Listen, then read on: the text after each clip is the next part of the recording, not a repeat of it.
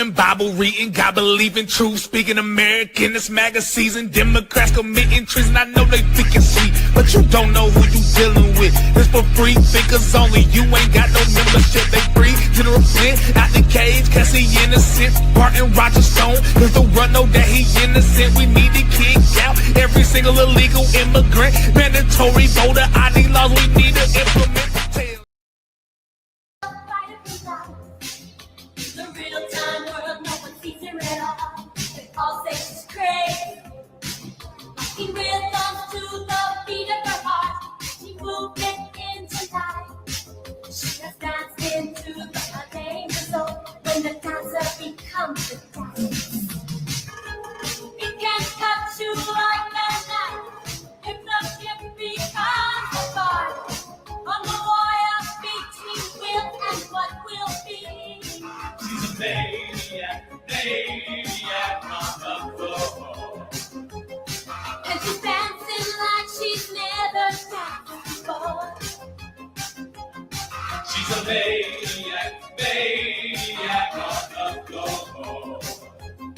And she's dancing like she's never danced before.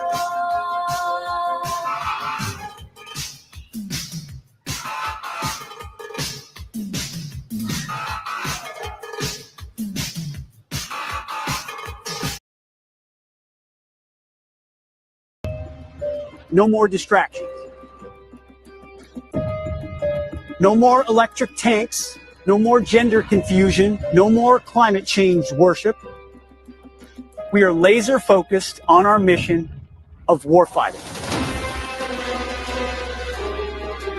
We will measure our success not only by the battles we win, but also by the wars we end, and perhaps most importantly, the wars we never get into. It's called peace through strength. You look into the eyes of these young Americans who are giving up the best years of their life in a uniform to serve their nation. They are incredible. Through our power and might, we will lead the world to peace. Our friends will respect us, our enemies will fear us, and the whole world will admire the unrivaled greatness of the United States military.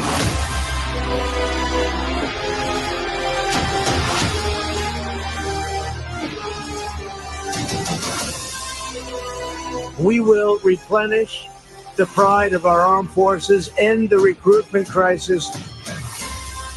We don't fight because we hate what's in front of us. We fight because we love what's behind us. God bless you. God bless our armed forces. God bless our men and women serving overseas. And God bless the United States of America.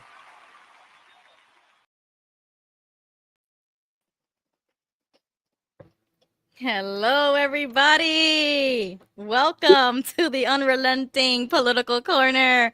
Welcome, Jimmy. Hey, Ruby, what's up? What the hell's up with that first clip? I know. I've seen that before. Yeah, I bet you have. That was straight out of the 80s. Oh my God. Yep. I saw that clip and I was like, I gotta play this because I always want to play something funny, break the ice and then something serious. But that clip was good, man. That was great. Wow. Yeah, some of the dance routines in the 80s were horrendous. Let's just say that. You could break a hip. Like, how did you guys dance? Like, that's crazy. And the same dance move for every beat, too, let me tell you. All the videos I watched, they're doing the exact same thing. Oh, yeah. I mean, have you ever watched an episode of American Bandstand or Soul Train? Like MTV type and Soul Train, yeah. Like Soul Train times, yeah. When I was yeah, that was some crazy. The Coke was good in the 80s, apparently. Oh my God. The Coke was good. Some of the purest form, I guess. Oh my gosh, bro. Just say no. Say no, right? Well, good evening, everybody. Welcome back to the show this evening. Appreciate all you folks that tune in and watch us. Even our haters, good evening. How are y'all doing tonight? Oh, yes, because you know that they are still watching. They still watch us. they still watch us. So And still making videos, still having unsolicited opinions. But hey, everybody is entitled to one. yeah, All I ask is that if it's something against me politically, I'm okay with it. But once it starts getting personal, that's my red line. I don't like it when people start attacking character or personality or whatever, because that's all subjective. But if you do have something against me politically, this is what the show is for you to hop on and to talk about it. yeah. So a couple things, housekeeping things here. First, it's raining here tonight in North Carolina. So if the rain gets too bad, I got a metal roof here. So if it gets too bad, I may end up moving inside. I hope not. There's scattered showers, so it could be intermediate. So if you guys have a problem hearing me or the rain gets in the way, just let us know in the comments and we'll take care of that. The second thing that I wanted to address this evening real quick before we get started is over the years, posting on Facebook, posting on X, doing other videos, and then of course doing the political corner here. I've always said that I do my very best to bring true information. I have no intentions of misleading anybody to push an agenda or anything like that. I'm not the mainstream media. So, and I've always said that if I do make a mistake on something, call me out on it. Let me know. Show me proof that I made a mistake. And that's all fine and well. Well, last week, I need to make a retraction on the video that we posted that was on my Facebook page of the Prince tape that was played at the Diddy trial. Mm-hmm. I posted it, and I should have waited. I usually have a 48 to 72 hour rule, but I don't know. Apparently, I didn't do that, and so I posted on my Facebook page, and then we played it last week. Well, after the show was over, in the next couple of days, I had people coming to me like, Jimmy, I can't find this story anywhere. I had about 10 other people digging to see if it was a real story, see if it was really happening. And after further investigation, we couldn't find any credible evidence saying that actually happened in the courtroom. So I just wanted to come and say I apologize for that. The way information is flying around right now, it's a little difficult to decipher what's real and what's not, especially since you got AI out there.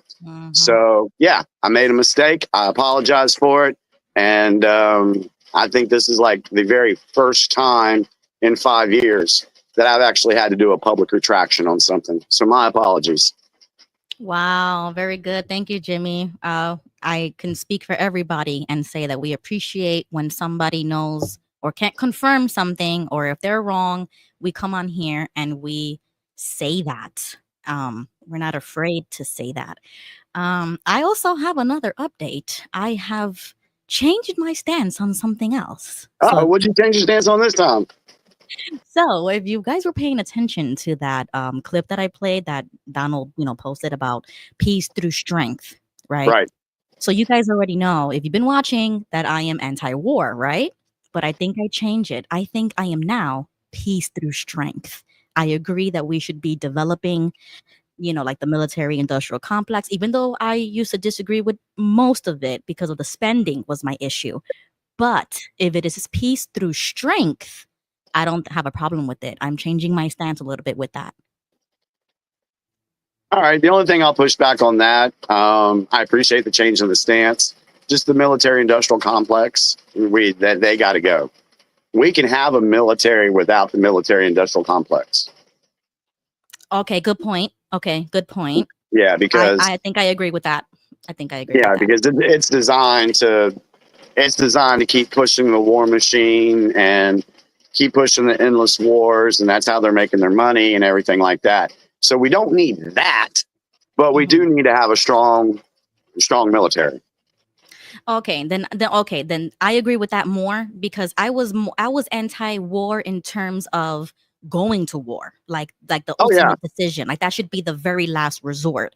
But I am more so in making America great again in terms of military things, like Donald said, peace through strength, which means we're not going to stop making weapons, stop, cleaning the military out from all this, crap that was being put, the last 4 years.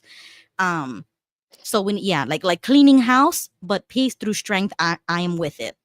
Yeah, I'm down with that. Okay, so yeah, that was a little small announcement I wanted to make. That little by little, my little wheels in my brain are moving. Yes, thank you, JG. He says both Ruby and Jimmy's positions are not mutually exclusive. Both can be true. Yes. All right. So I know that Jimmy has a farewell to give in a few minutes. So I do want to what's that face? A what? No, you said you have to say bye to your wife, right? Oh, yeah, like a 9:30. Yeah, Okay. you threw me there for a second. I'm like, oh my God, what am I announcing? No, I said you were gonna give a farewell. Like you have to say bye to somebody. Sorry. Yo, your face was hilarious. Yeah, I was like, what's she fucking talking about? I mean, I do catch you off guard a lot when I come like later in the show with the controversial stuff, but that one was funny. Ooh. Okay, sorry guys. You see, once I get the giggles, and this is happening way too often. I come on this show mad serious, and I'm ready to start. And once I hit that live button, I got the giggles. I don't know what it is. Man, I've been tired all day because it's been raining, and it's been slow at work, and of course with this new schedule that Chris is on now, it's really throwing us off. So up until like 8:42, I was like, I'm tired. I don't think I can do. I can't be on here for 4 hours tonight. I got to get up every Tuesday. I know. I'm not gonna be here for too long. I know, but then we hit the live button. And it's like it's go time. That's what I'm saying. I feel like I just drank a Red Bull. Like my face is getting red already. Jeez. Okay. Well, another announcement, everybody. I'm so dumb. I should have started this way sooner. And okay, side note, these headphones are really bothering me. They don't fit in my ear hole, so they keep popping out, and I have to get new headphones. But in the meantime, they're gonna keep popping out my small ass ears, and it's gonna be really annoying. Okay, back to the show.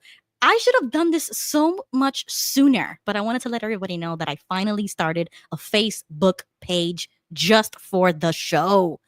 So we are going to be going live on YouTube as soon as I hit 100 followers on this page.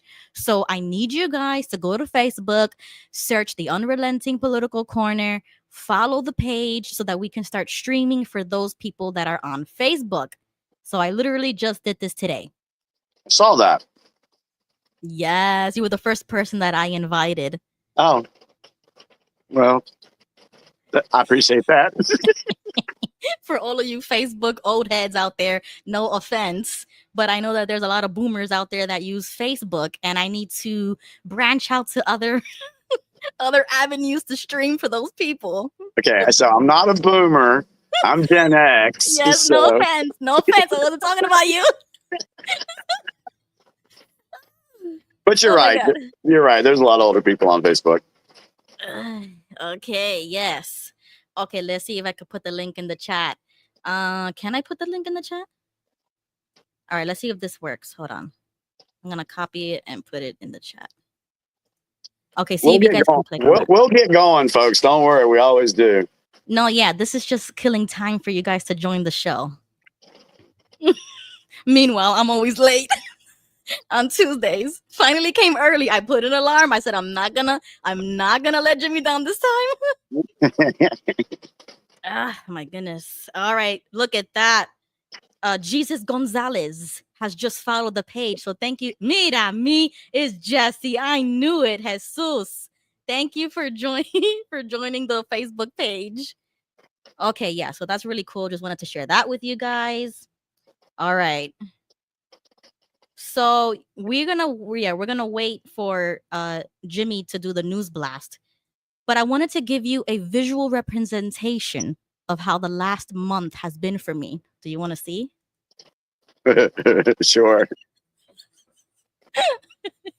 All right, guys, this has been the visual representation of the past month for me. Viewer discretion is advised.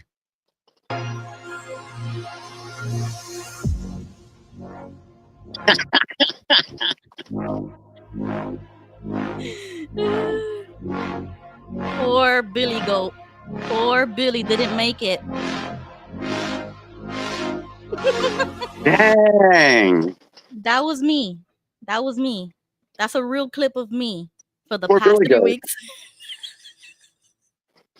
Oh man, I saw that on X and I was like, I gotta play this. This is us. Because me and Tony, we talk almost every day. And she's here in the chat. So I was like, I gotta play this for us. Because that has been literally us for the past 3 weeks. And I was like, no. So this was like the great representation.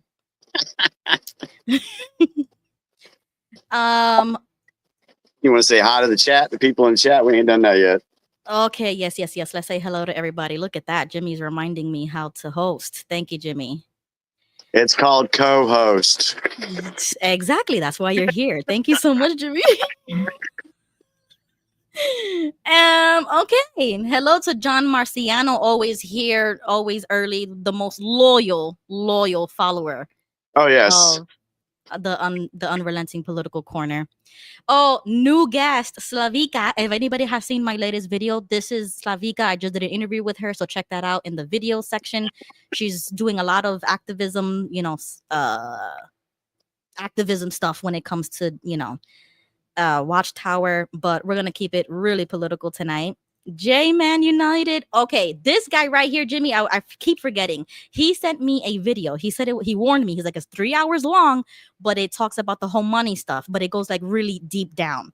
Okay. So I'm gonna forward you that video as well. He said it's really good, like really educational. I could even use it for homeschooling. So I was like, of course, send it to me. Like, duh. I mean, you guys don't have to ask me to send me something. Just send it. You know what I'm saying? Email, DM, whatever it is. If you want to join the Discord server, J-Man, it's in the bio on my YouTube. Just join the Discord. We talk about political stuff on there too. Always, now that you got the Facebook page set up for the show, that's right. People can post videos there as well, and they can also. I'm wondering if you can run a poll on that page. Ooh, because yeah. I'd like to see if we can run a poll on it, because then we can kind of gauge what our audience would like for us to cover. You can send us, you can send messages to the page and say, hey, could you guys touch on this? Can you touch on that? Because, we really want to get feedback from the viewers, because, we want to make sure that we bring information to you guys that you find enjoyable, you find worthwhile listening to. Sometimes it's hard coming up with a subject every week. Sometimes. But once I go on X, I find a whole bunch of videos. Yeah. And we're going to do a lightning round. Yeah, it's like this week. I was so scattered with I can't believe it's already Tuesday. But I was so scattered this week with so many different things going on that I really didn't have a chance to, check in with my sources and keep up with everything. So I told Ruby, I said, hey, I got the news blast tonight. Other than that, I can review stuff if people have questions, but I hope you got something tonight. Oh, I have lots of little clips that we're going to, depending on the time, I'm going to do like a lightning round so that Jimmy can give me his thoughts quickly. And then hopefully you guys are paying attention right in the chat. So when I say chat, let me know how you feel about this. Boom, boom, boom. I want to see your chats. You know what I'm saying? We need active people on here. Hi Leonard, Dallas, illegal immigrant, another new user, Latonya Smith. She's here. Welcome. King Tony. Finally, King Tony's here. Chad. Hi, Chad. Rosie. Okay, who else? Joseph. Okay, the gang is here. Even Jeff Windy is here. Another loyal troll in the chat. Okay, let me see. Oh, hi, Gigi.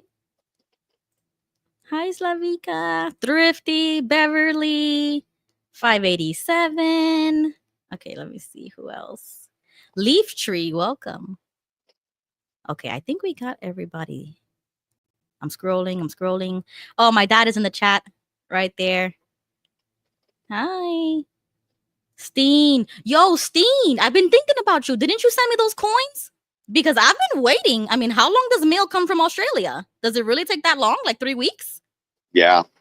Really? Damn. Yeah. I've been checking my mail.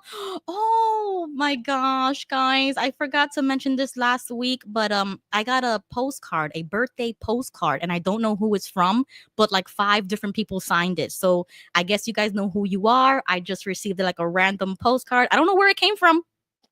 So just wanted to say thank you for the birthday card. Whoever sent it. Hi, Jesse.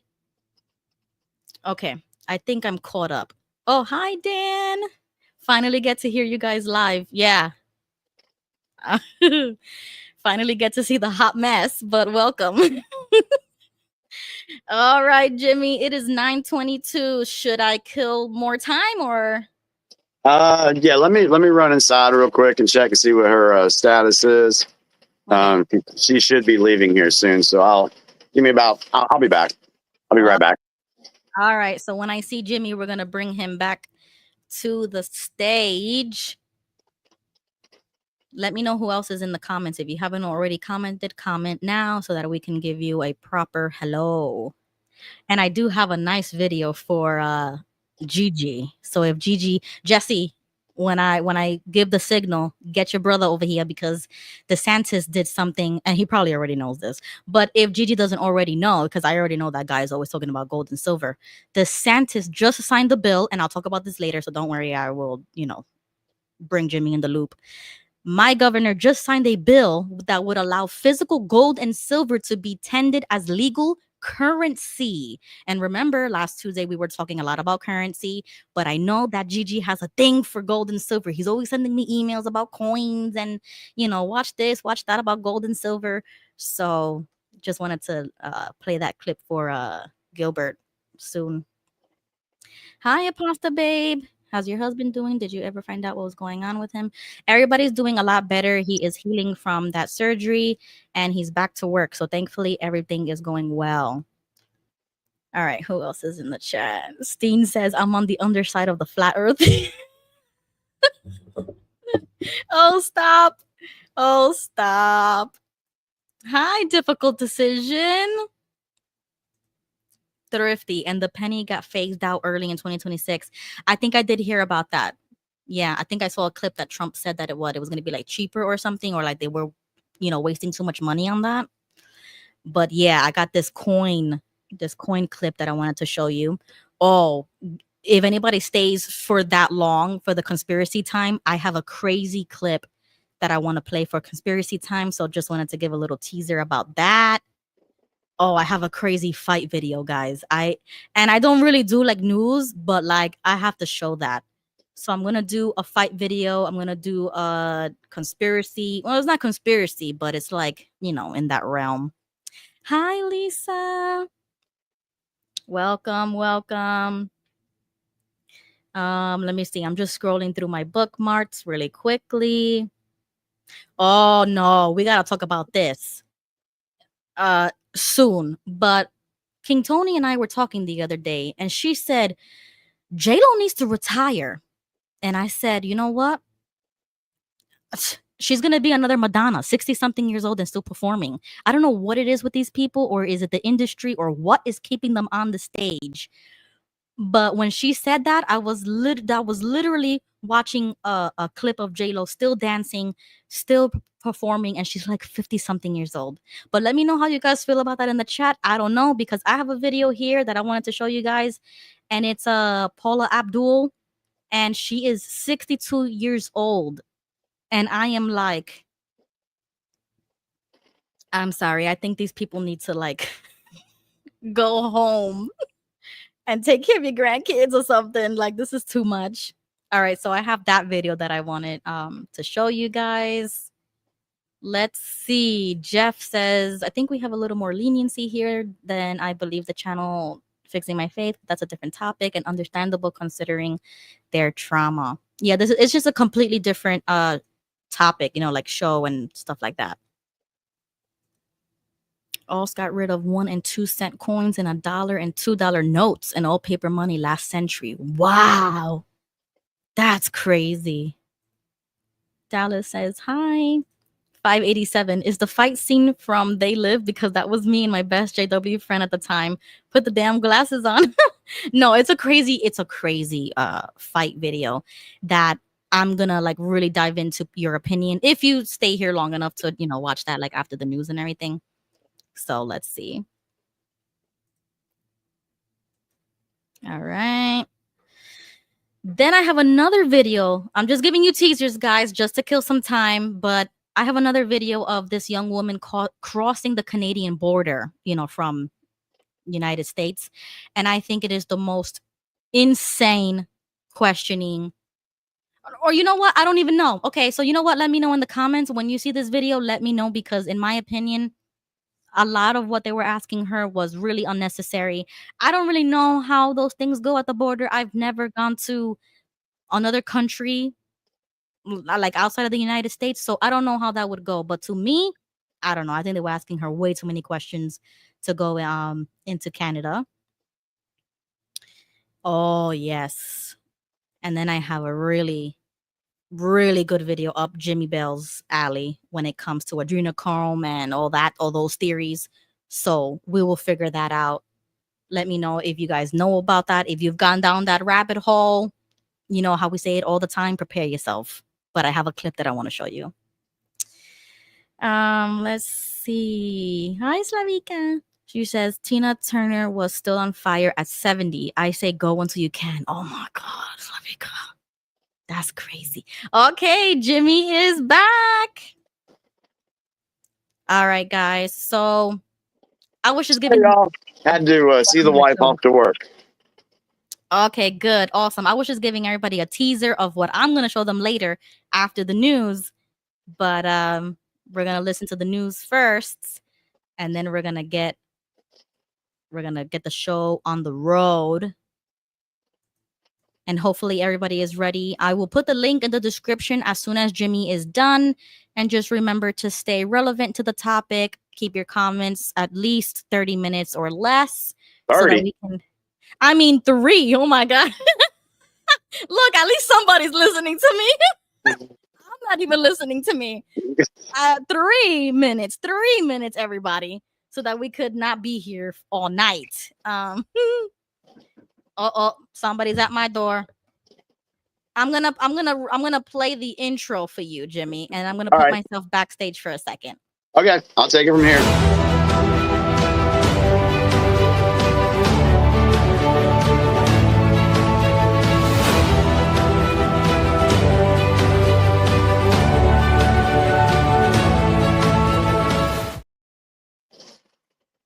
Good evening, everybody, and welcome to this week's News Blast.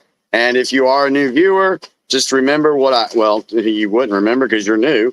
But anyway, I take this information from the Telegram channel Enoch's News Blast. He puts it out every day. And so I pull these headlines to share with you guys so that if you do find a headline that I mention that is interesting to you, by all means, go look up that headline, read more about the story. If there is something in the headlines that we have information on, we will share our opinion or our speculation, whichever the case may be. So let's go ahead and get into it. We got Monday last week to Friday. The weekend update wasn't there yet today, so we just have Monday through Friday, and there's a lot. So let's start with Monday, May 19th. Trump backs off meeting with Putin, calls for direct Ukraine-Russia talks. And like I said, since this goes back to last Monday, there's a lot more that's happened since then on that particular issue. CBS News boss Wendy McMahon exits amid Trump pressure. So another mainstream media boss is left the building, and we're probably going to see more of that. There's been a lot of that going on anyway. Supreme Court allows Trump to revoke protected status for thousands of Venezuelans. Trump calls for major investigation into Kamala Harris's celebrity endorsements. Did you see that? Where she gave like 12 million to Beyonce, 2 or 12. I can't remember exactly. But it's a big number.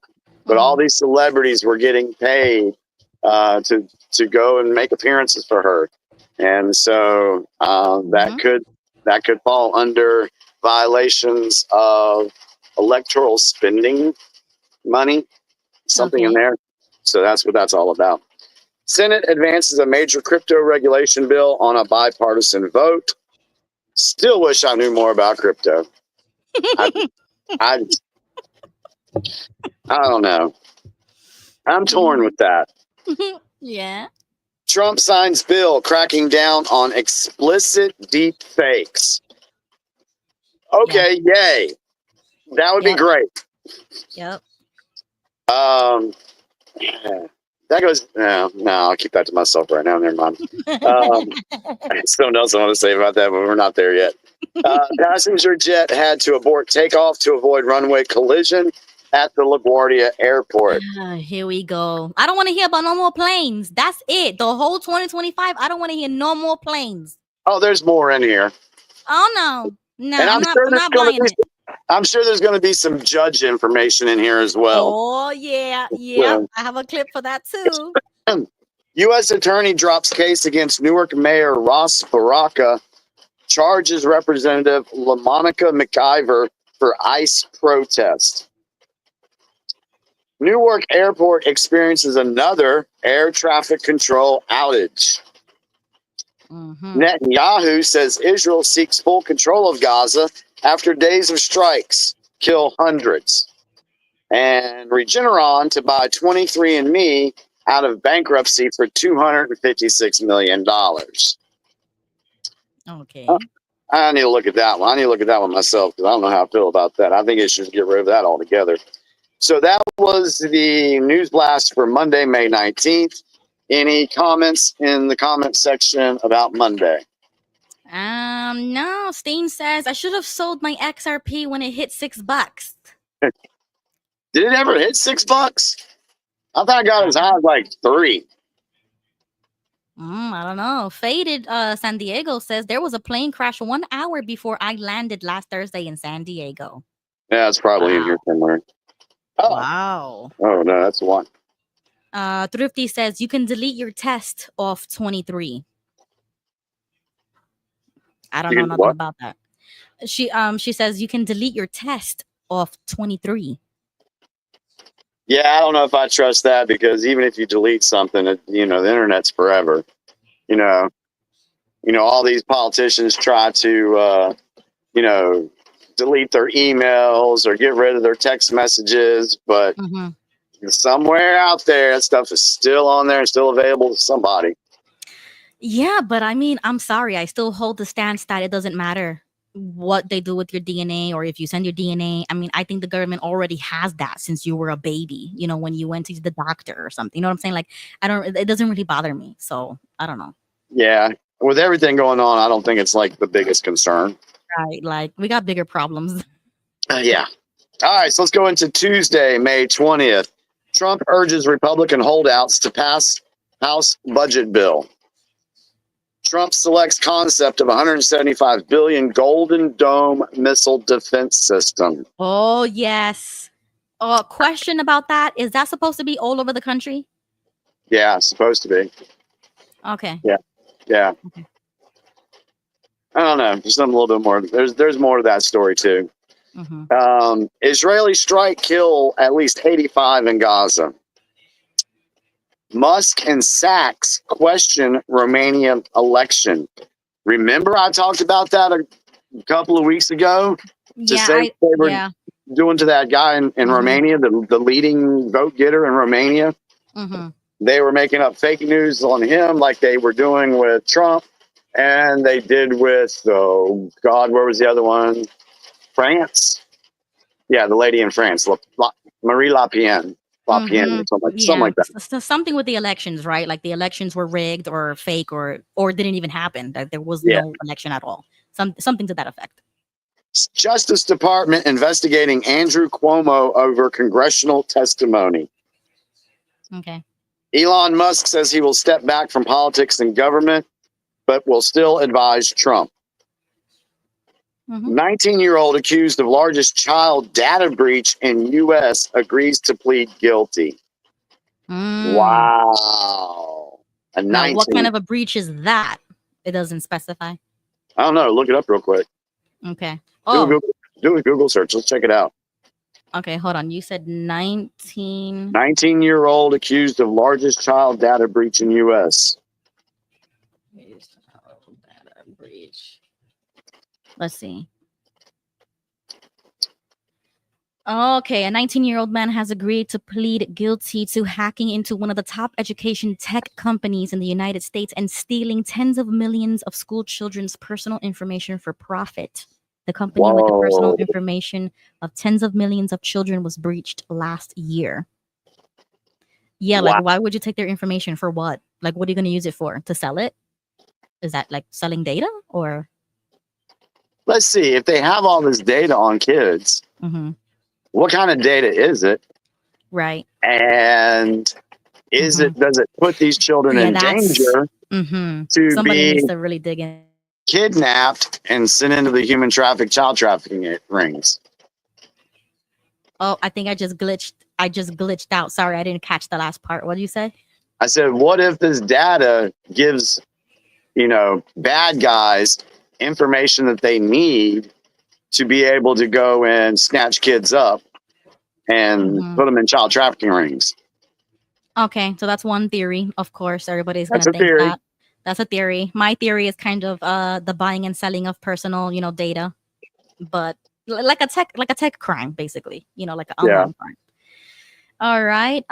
Just to catch up with the comments, Pasta Babe said air traffic control positions are 3,000 people short. So that's probably the reason why we're having so many accidents, or I don't know, maybe they just don't have enough people. I mean, I didn't know that, so that's interesting. Beverly says France's president, Lord have mercy. Oh yes, we're definitely gonna get into that because it is in the title, guys. Did you see Macron get slapped in the face by his nanny wife? We're definitely gonna get into that. Yeah, we're gonna talk about that. All right. Steen says, why is it okay if they have the kids' data, but if someone else has it, it's bad? I mean, who's they? And who's someone else? I mean, I don't think anybody should be having that data. But I don't know.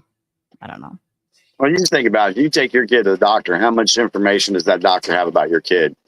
Exactly. But if you are an extremist like me, you don't go to the doctors or school systems anymore. I kind of pull them out of the system completely. I don't even do vaccines anymore. Like I am so anti all of that, anti-system type of mom. So to me, it's like, okay, like, I don't know. I mean, that's why I took the precaution in taking them out of school for many, many reasons. You know what I'm saying? Yeah. But yeah, it is a concern, of course. All right. You want to continue? Quick question. JG says, Jimmy, why does the U.S. need a dome? What country is a threat to the United States? See, that's where I think this goes deeper than what we're being told. I don't want to say too much because then, of course, everybody. Let's just say I think there's other reasons for this Golden Dome, and there could be a missile. It wouldn't be a bad idea to have a missile defense system like they have in Israel with the Iron Dome. That wouldn't be a bad idea. And as far as any enemy players, any place that the deep state may have a little bit of control, really doesn't matter what country it is. Right. If we remember on the 16-year plan, we talked about how they wanted North Korea and Iran to be the countries that were attacking America.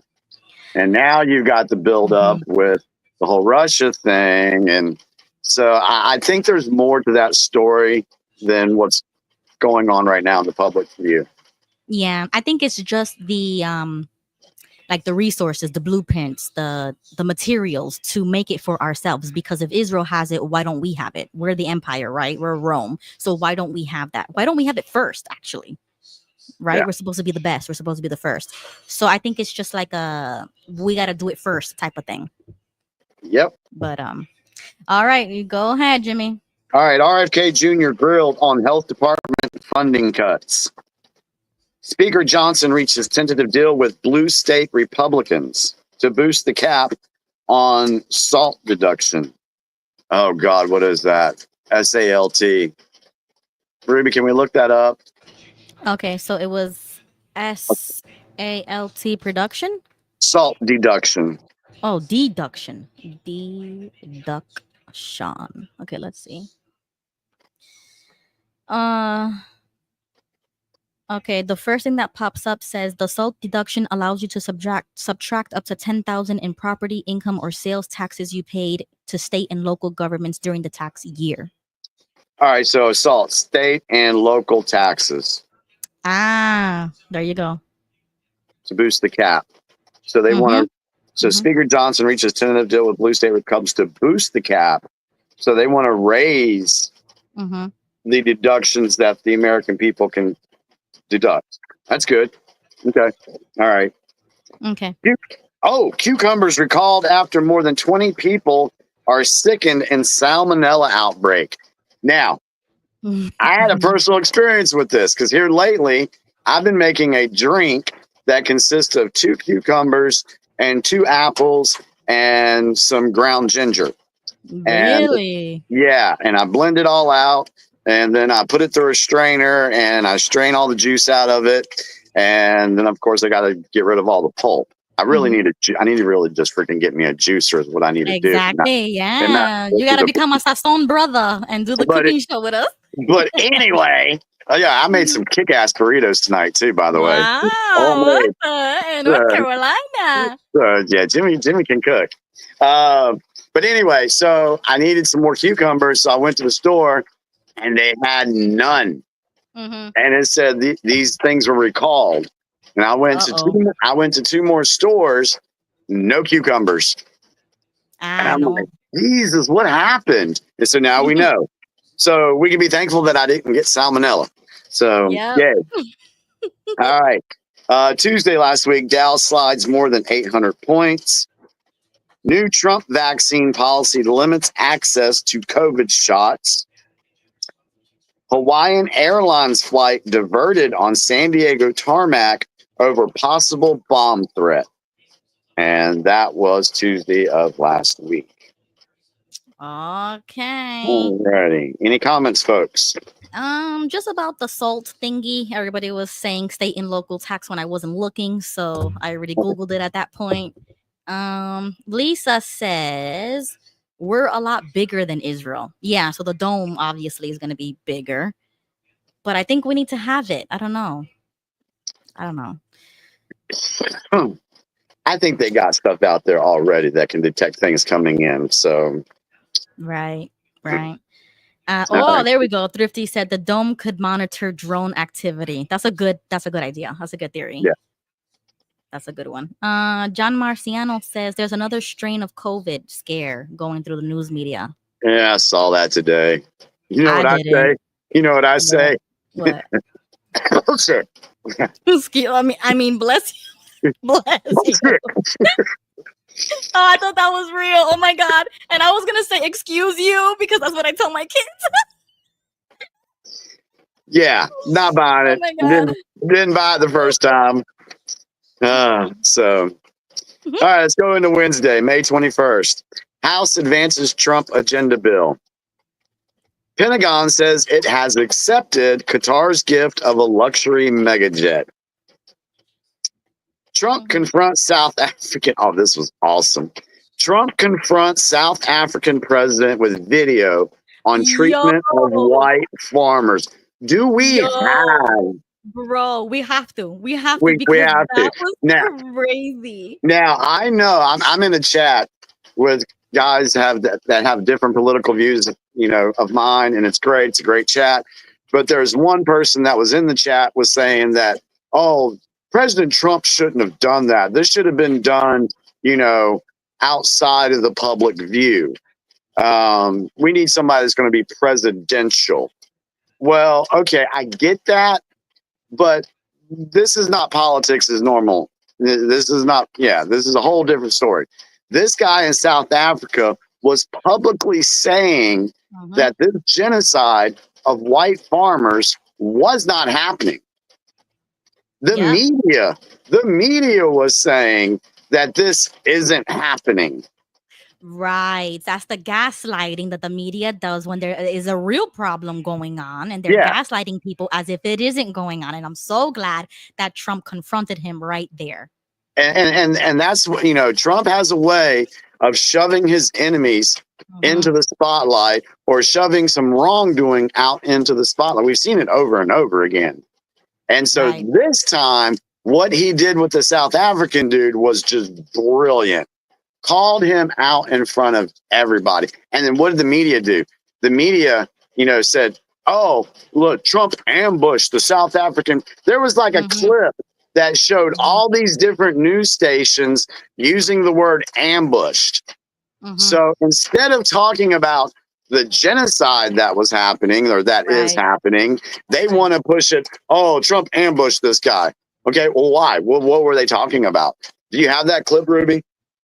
I do have a clip here, but it's about 4 minutes long. It shows like Trump actually confronting him. So let's watch.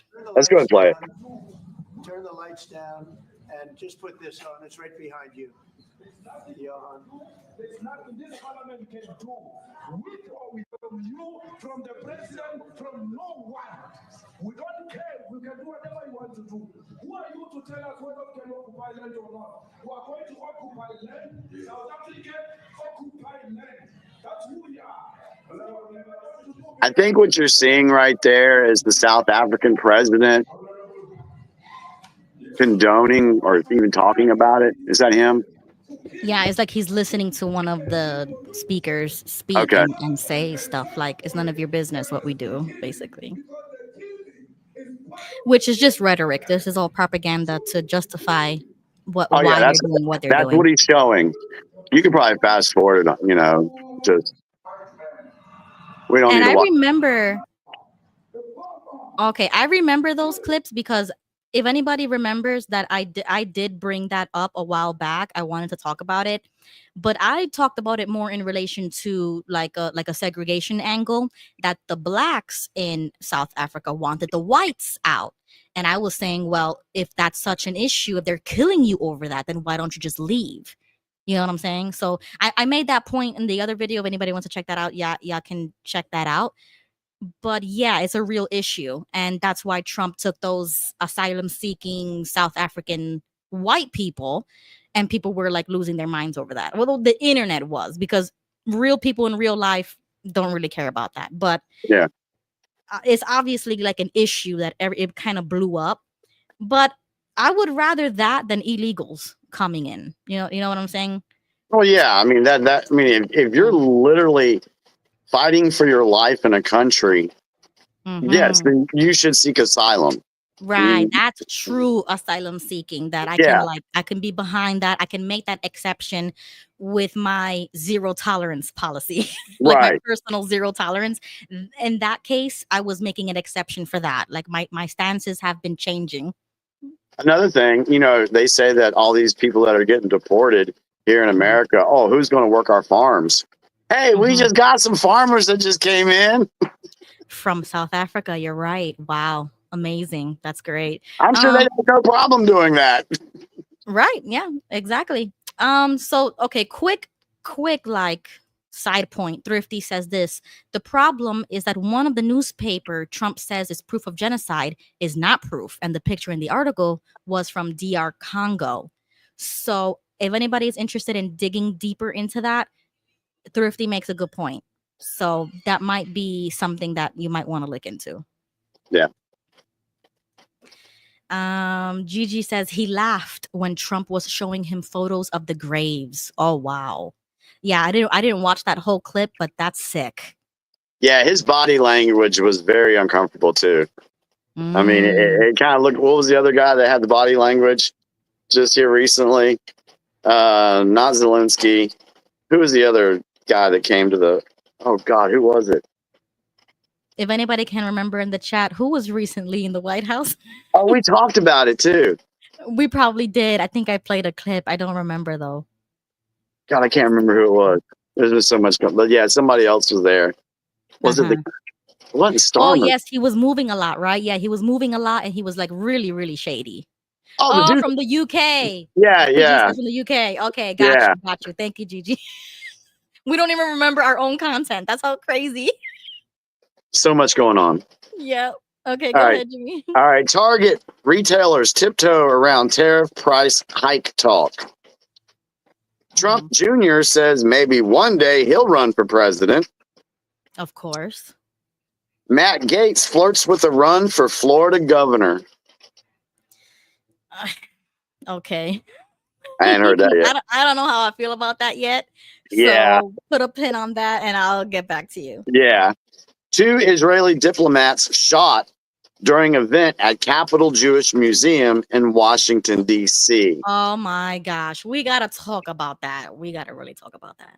Now, I don't have much to say about that, but I know the media blew up. There was a lot of people that were protecting the shooter. There's a lot of rhetoric going on about that one. Okay, so then just give me a yes or no. Is this a false flag? Probably. Okay, that's all we really need to know, because we've talked extensively about this type of stuff. So I agree. I mean, I don't know. Sorry, but like, rest in peace, memory eternal to their souls. But I don't think that this is something that we need to be getting up in arms about. No, because, well, of course, every time you see something like this, what's 2 weeks later, no one's talking about it. So it's usually something that the media just jumps on for like 3 or 4 or 5 days, get everybody riled up, rile up everybody on the internet. And then next thing you know, we're not talking about it no more. Yeah, they're trying to milk all the juice that they can get out of it and make it into another racial or political thing when it's just a sad, a tragic story. Like, I don't buy the rah-rah anymore, if you get what I mean. Yeah. All right, go ahead. Oil prices fall on news that U.S. Iran will hold nuclear talks.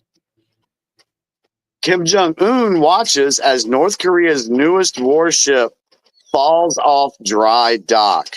Oh my God. Yo, did you see that? I did That not. was great. And they were all still clapping like nothing was going on. But I did not see that. yeah, we already know somebody's going to get killed for that.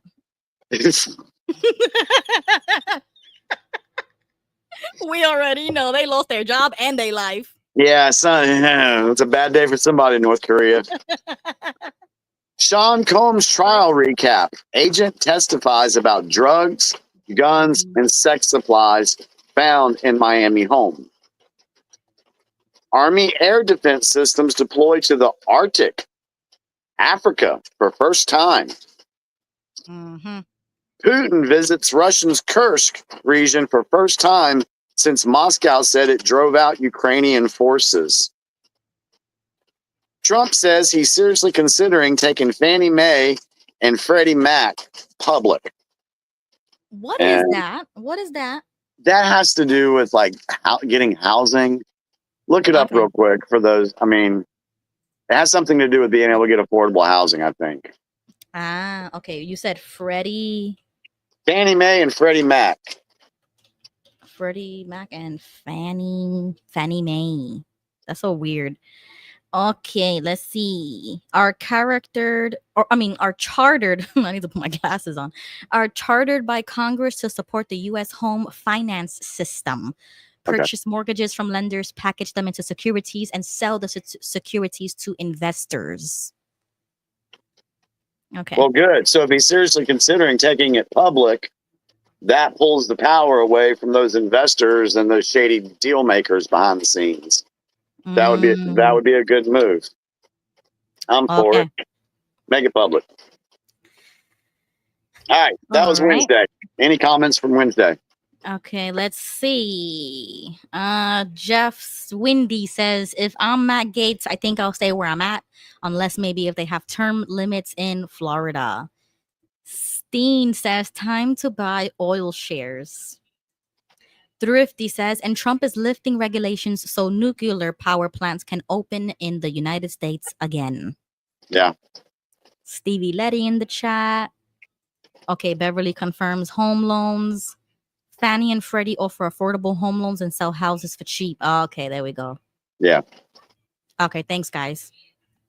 All right, we're caught up. All right, so let's go into Thursday, May 22nd.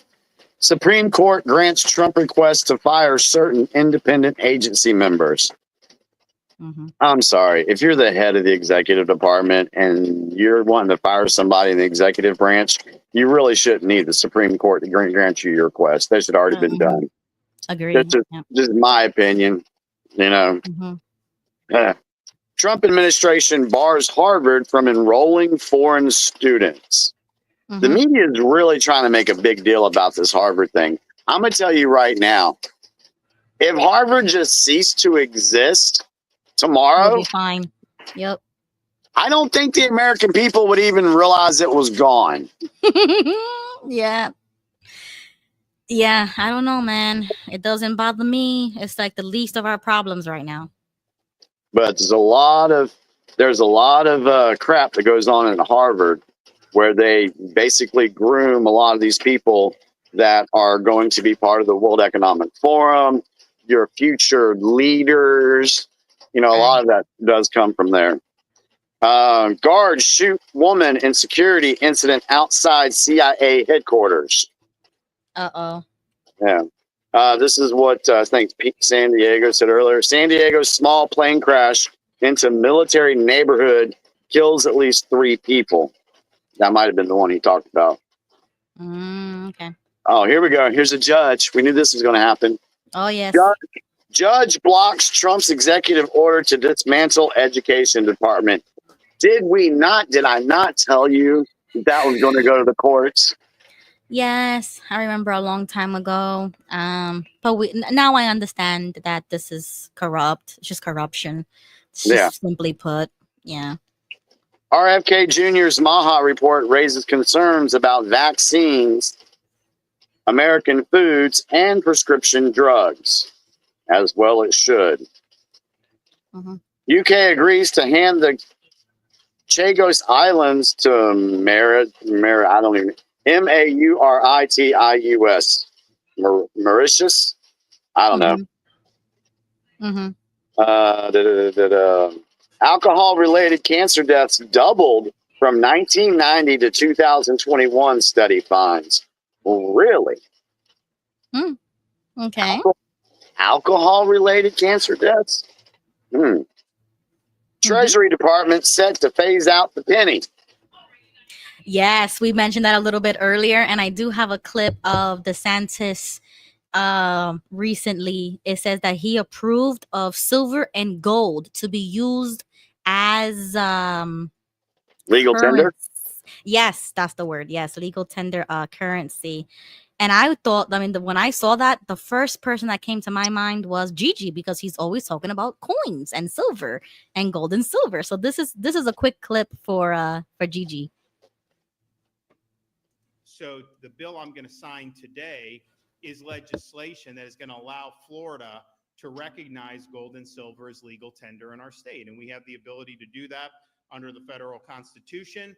There are only 2 states that have done it thus far. They're smaller states. We are the first large state to step up and to get this done. And this is right out of the Constitution of the United States. So this legislation will authorize money services business like check cashers or PayPal to transmit and accept payment in gold and silver. That means these precious metals can start functioning like real currency again, not just investment vehicles for the wealthy. And you notice what's happened in recent weeks and months. How has gold gone down or has gold gone up? Gold's gone up big time because investors are looking at this and they're hedging against, they see the bond yields have gone up. I think they moderate a little today, but when people start seeing that, gold is a place they're going to. So you know what this says to me? You know what this gives me confirmation on? What? Do you remember that I've been talking for a while that we're running on 2 parallel economies right now? Yes. And we're seeing the old economy, the old deep state money fiat system going this way. but we see the gold, silver, other new quantum financial systems going the other way. So it's like two parallel economies, out with the old and bring in the new. Yes. And so this gold and silver stuff, that leads me into the whole Nasara stuff, but that's a whole nother conversation. Yeah, so he said there was only one other state that does it. So now it's Florida and maybe 2 other states that do it. I think he said. Yeah, I don't know. At least it's a start. At least we're seeing something. Do what? At least it's a start. Like at least we're seeing something. Yeah. So that gives me, encouragement on what we've been saying about the economies, because if the deep state was in full control, that would have never happened. Right. Okay. All right. So All white right. pill. All right. Go ahead. Bitcoin prices surge, and musician Kid Cudi takes the stand in trial of Sean Diddy Combs. Mm-hmm. And apparently, I don't even know who Kid Cudi is. I'm sure you probably do. Yeah, it's like I think he's a singer, and that was the accusation that allegedly he blew up his car because he found out that he was in a relationship with Cassie at that time. Yeah. So once again, mafia vibes I'm getting, and that's what went viral. But of course, nobody can actually prove it. So I guess he was there to talk about it. I don't know. Yeah. All right, let's go into Friday, May 23rd. Deaths of twin brothers found on Georgia mountain ruled double suicide. Don't know about that one.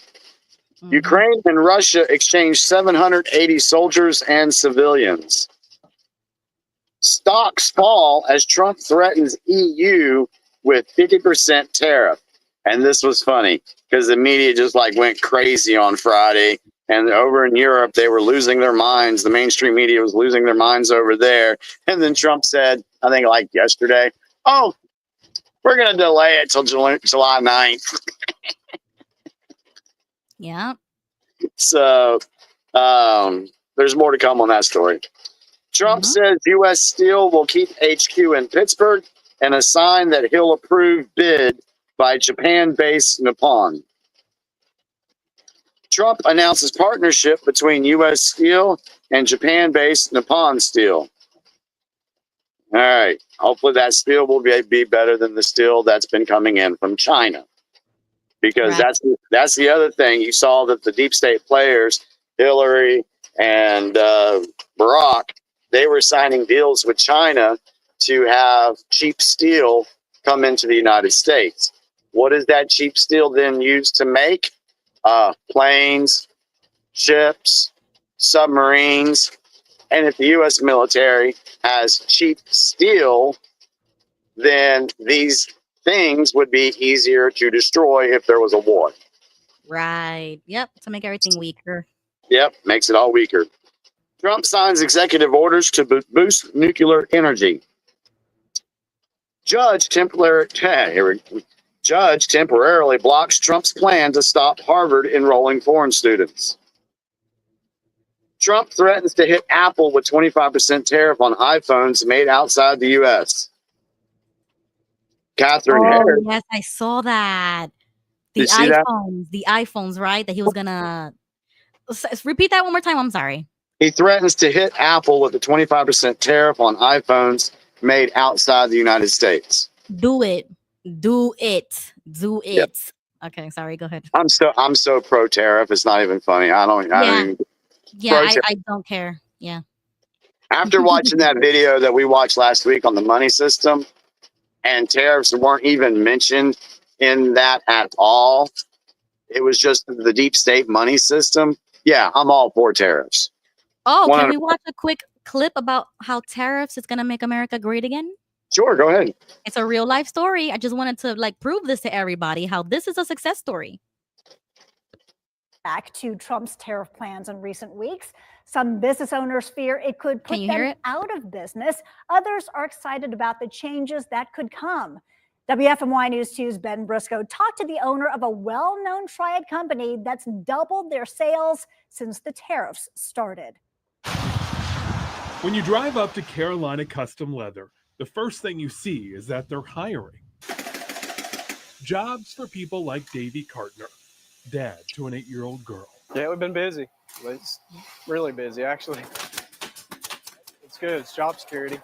I love having plenty of work. Made in America at the market was huge. It was the big thing over there. Bob Timberlake says his American home furniture line doubled sales from last year, in large part because buyers wanted furniture made in America to avoid tariffs. The market was just, it could not have been better for us. Each piece of furniture made just like this has multiple layers of helping the North Carolina economy. For example, this batting that went in it was made at another factory in Hickory, and that's stuffing over in High Point. We finally are successful in getting furniture back in North Carolina and America. It's going to bring business to America. It's going to bring industry to America. It's going to bring jobs to America. And it's going to make us more successful. Back in March, that's what President Donald Trump predicted when announcing the tariffs. North Carolina, they had the grid. I used to go there to buy furniture for hotels, and it's been wiped out. That business all went to other countries. And now it's all going to come back into North Carolina. While Timberlake's business is booming, other furniture companies struggled under the tariffs. The industry newsletter Furniture Today did a study and found 70% of furnishings-related businesses said the tariffs will have a very significant impact on them. 53% of companies saying they'll have to raise prices for customers. That impact now drastically reduced. At least temporarily, President Donald Trump lowered the tariffs on goods from China from 145% down to 30% for the next 90 days. And you're doing patterns. Timberlake says even with the drops in tariffs, he's hopeful more customers will keep looking to buy American. It's out in the air. It's I know more about it. You know more about it. Everybody else knows more about it. That's the good thing. Making sure North Carolina always has a seat at the table in the global furniture industry. Yeah, that's cool. Oh. I don't think people really understand the economic situation here in North Carolina. I mean, for years, North Carolina was the capital of furniture and textiles. You can drive in any city in North Carolina right now, any city here, and you can find abandoned factories. You know, all these abandoned buildings where there were jobs, there were people thriving in these communities. There's communities here in North Carolina that are destitute now because they'd have a huge textile plant that everybody in the town worked at, and everybody was making money and had to live in there. And now those towns have like gone down to nothing. Mm-hmm. So when someone says, oh, well, you know, your jobs aren't being shipped to China. Yeah, they are, especially here in North Carolina. We've seen it. We have seen it. So it's nice to have jobs coming back to North Carolina in that industry. Yeah, so that's a really great clip to really show how tariffs can make America great again by bringing the manufacturing jobs back, and you saw it right there and then. That's living proof. All right, I got just a couple more. Oh, this one's rich. Catherine Herridge reveals that the Biden administration classified those who were against the CV-19 vaccine mandate as domestic violent extremists. Wow, that's insane. That's crazy. Wow. Yeah. 12 people injured in stabbing at Hamburg train station. Boeing reaches $1.1 billion deal with Justice Department to avoid prosecution over 737 MAX crashes. So they took a deal so that they wouldn't be prosecuted. So what was Boeing doing? And that, my folks, is your news blast from last week. Thank you for Yes, thank you, Jimmy, for sharing that with us. And I actually forgot to talk about this sooner, but Memorial Day just passed, and I wanted to play this clip.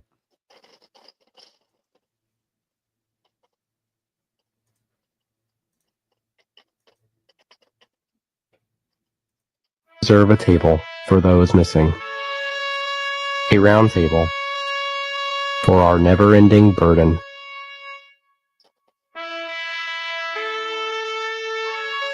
A white cloth for the purity in their hearts.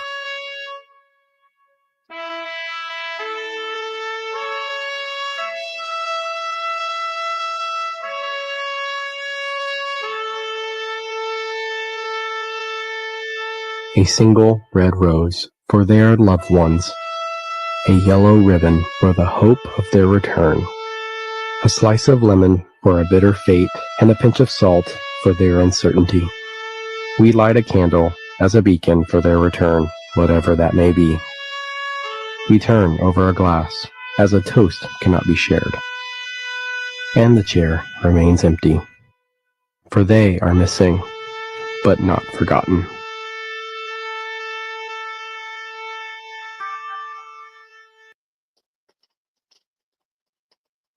Pretty powerful. Yeah, just wanted to play that. And the caption to this post says, "This is the missing hero table. If anybody ever wants to kneel during the national anthem, show them this video. God bless our fallen heroes." Yeah, there's so many people out here that have they don't have family in the military. They don't know anybody that's in the military. And to them, this stuff is the Memorial Day, and it has no meaning to them, and it should, especially if they're American. They should understand this stuff. But because of the way that our government has treated our veterans and everything, a lot of people don't see what families of American soldiers go through. And again, we've said it before. I've said it before. You're not going to get this from the mainstream media and our politicians and any members of the deep state, because they've been using our military to push their agenda. So a lot of our military have died for no freaking reason at all. That's the hardest part for me. That's difficult. Mm-hmm. And then not to honor them for what they've done, that's just wrong. Right. Or to ever disrespect that, like taking a knee. I've never seen that in my life since before BLM. Yeah. Or not putting your hand over your chest if it wasn't for religious reasons, right? But after coming out of that indoctrination, you wake up to the world and how serious the nations take this. So this is where my nationalism comes and patriotism comes into like full effect. But it's so hard to be patriotic when you know that your country or your government is corrupt the way it is, and they're dying in vain. So it's like, what are we doing here? What's the point? What's the point in being nationalistic or being patriotic if we know that this is going on behind the scenes? That's why it's got to be done away with. That whole corrupt system has to be done away with. Yep, exactly. So now I think it is time to roll the clip so we can get into some juicy clips that I have here and to get your opinions on it. Ready? Sure, let's do it. Let's do it.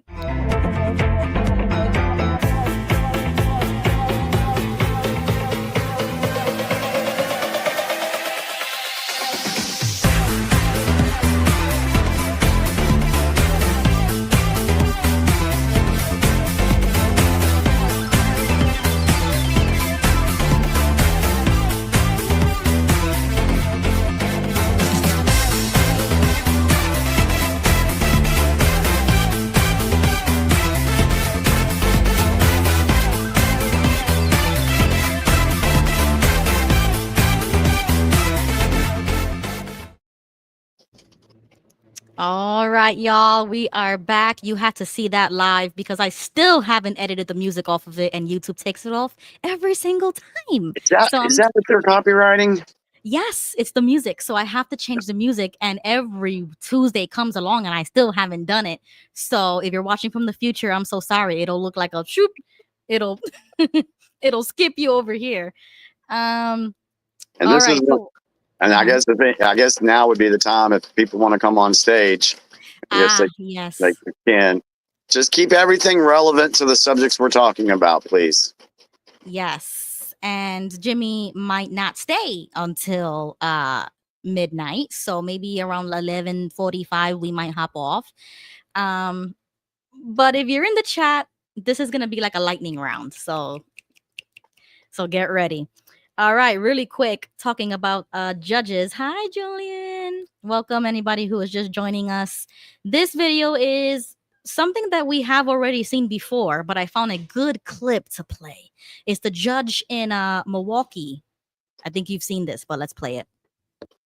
We're seeing Judge Hannah Dugan outside her courtroom April 18th wearing her black robes, appearing to confront several federal agents there to arrest Eduardo Flores Ruiz, a Milwaukee man and Mexican national charged locally with 3 counts of domestic battery.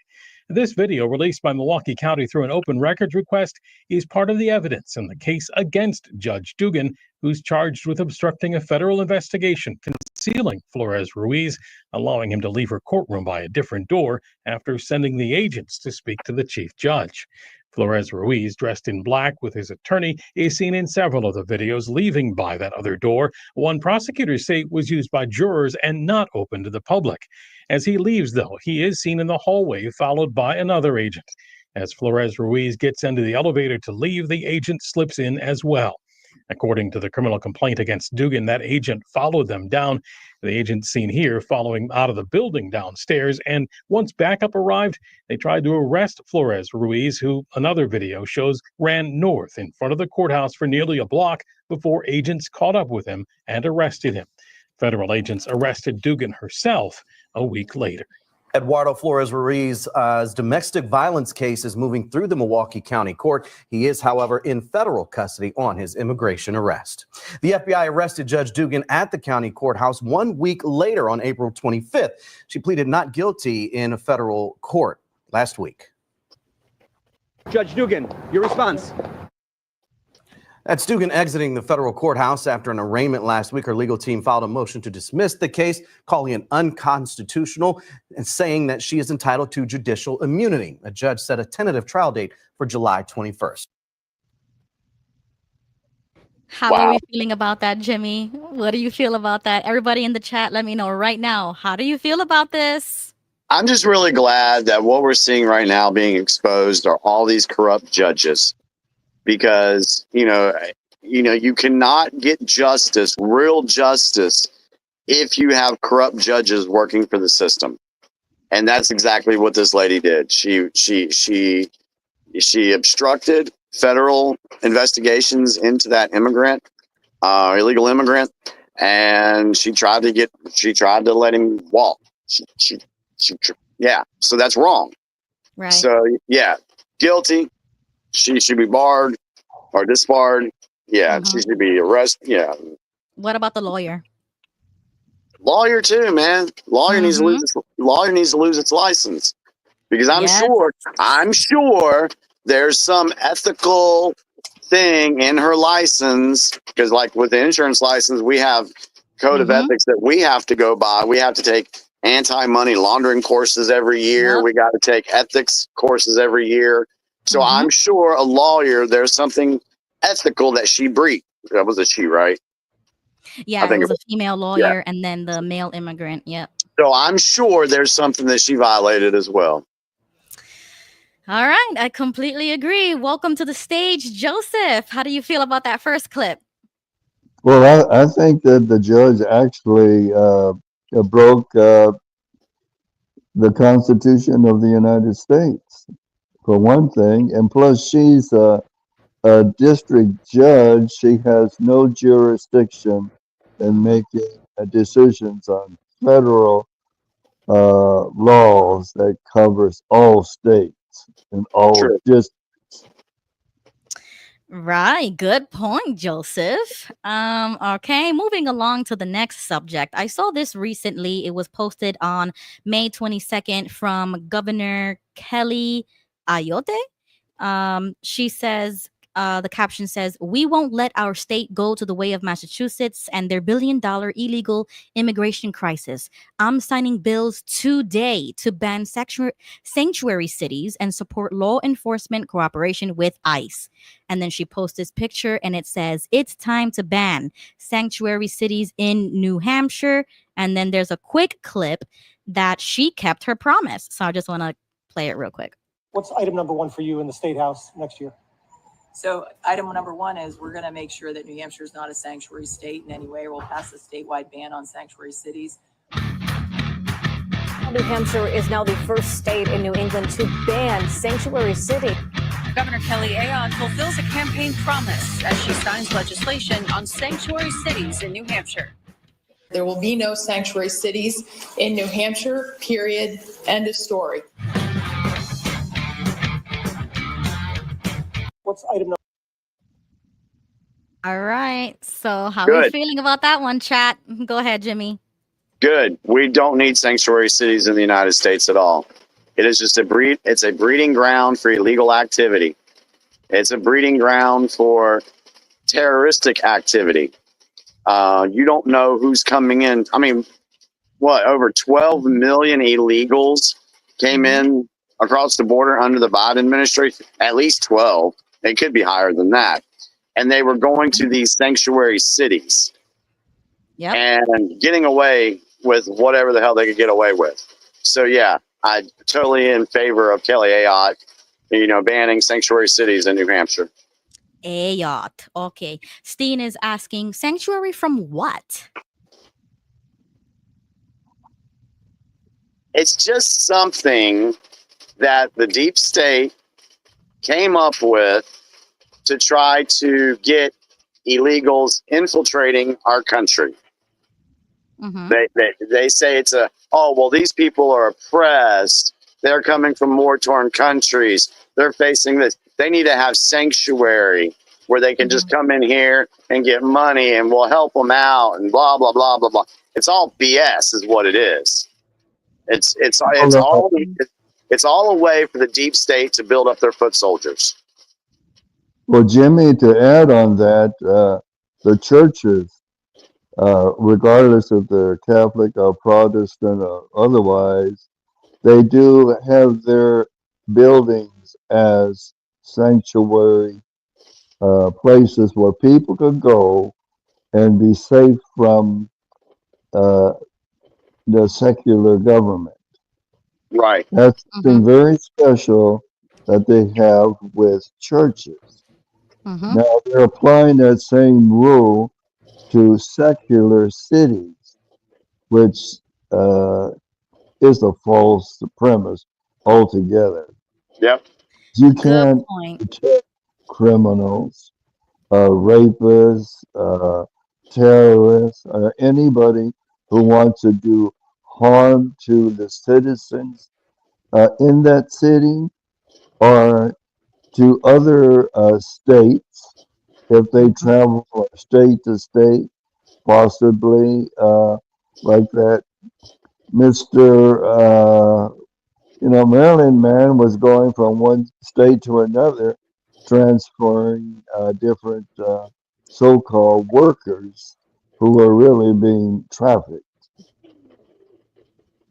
And by sanctuary cities, that's what they were doing. They were trying to legalize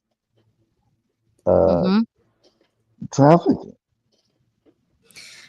Good point that you mentioned that, Joseph, because I was going to mention this. I don't know if it's a Christian notion or maybe like a biblical thing, sanctuary cities. That's the only other place I have ever heard it. And I don't know. Yes, it is a biblical principle. Right. Yeah. Because under Mosaic law, if somebody happened to kill someone, right, the relative of that closest neighbor, if he felt that you did it unjustly, he could come back on you. But in order to save yourself, you had to run to a sanctuary city and live in that city for the rest of your time, because that relative, if he ever saw you leave that sanctuary city, he was going to do away with you. Yep. According to Mosaic law. But we're not under a Mosaic law at all. Anymore. Right, exactly. Okay, thank you for pointing that out. We are under the United States Constitution, even though Yeah. it is based off of Judeo-Christian ethics. I mean, yes, I agree with you. I mean, I do have a problem with that phrase, Judeo-Christian. I don't believe that actually exists, but I'm not gonna get into that. That's a conversation for another day. But welcome to the stage, Gail. Hi. Yes. Any comments for the last few topics? Because I'm kind of doing like a lightning round. I'm going to add my 2 cents. Where I live in Massachusetts, which is one of the highest states that houses all the migrants. Just on the side of the flip side of the influx of all the migrants in my state, it's caused overcrowding. It's caused spreading diseases. It's caused violence, especially against seniors. For some reason, last summer they were targeting all the seniors, so I won't go into Boston. Another problem we have is the homelessness problem. There was a gentleman who was on the news several months ago, and he worked full time, and he ended up having to camp out in what we call the Cambridge Common. And he said that they raised his rent so high because the landlords were getting sick of all the migrants flooding the housing problem. So he now, even though he's working full time, he's sleeping in his tent in the common along with all the rest of the homelessness. So that's the and I kudos to the I don't know if she's the governor of New Hampshire, New for Hampshire. banning them, because people don't realize where are they putting these people. I live in senior housing, and then bumping out some of the seniors so they can let it's not fair. If you're working all your life and you lose your apartment and then you give it to somebody who really shouldn't be, is not a U.S. citizen. I mean, there's 2 sides of the story. And in Massachusetts, unfortunately, the governor and the mayor, and they're pushing back against ISIS. A lot of people are leaving Massachusetts because of it. They're getting fed up.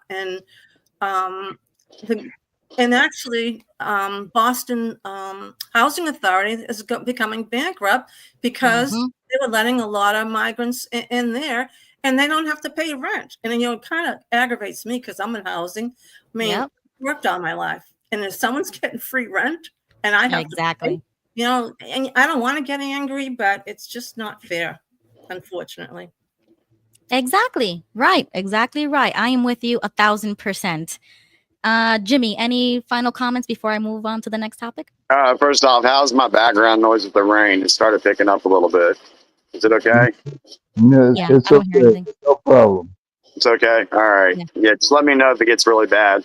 That's why I'm leaning in so I can hear.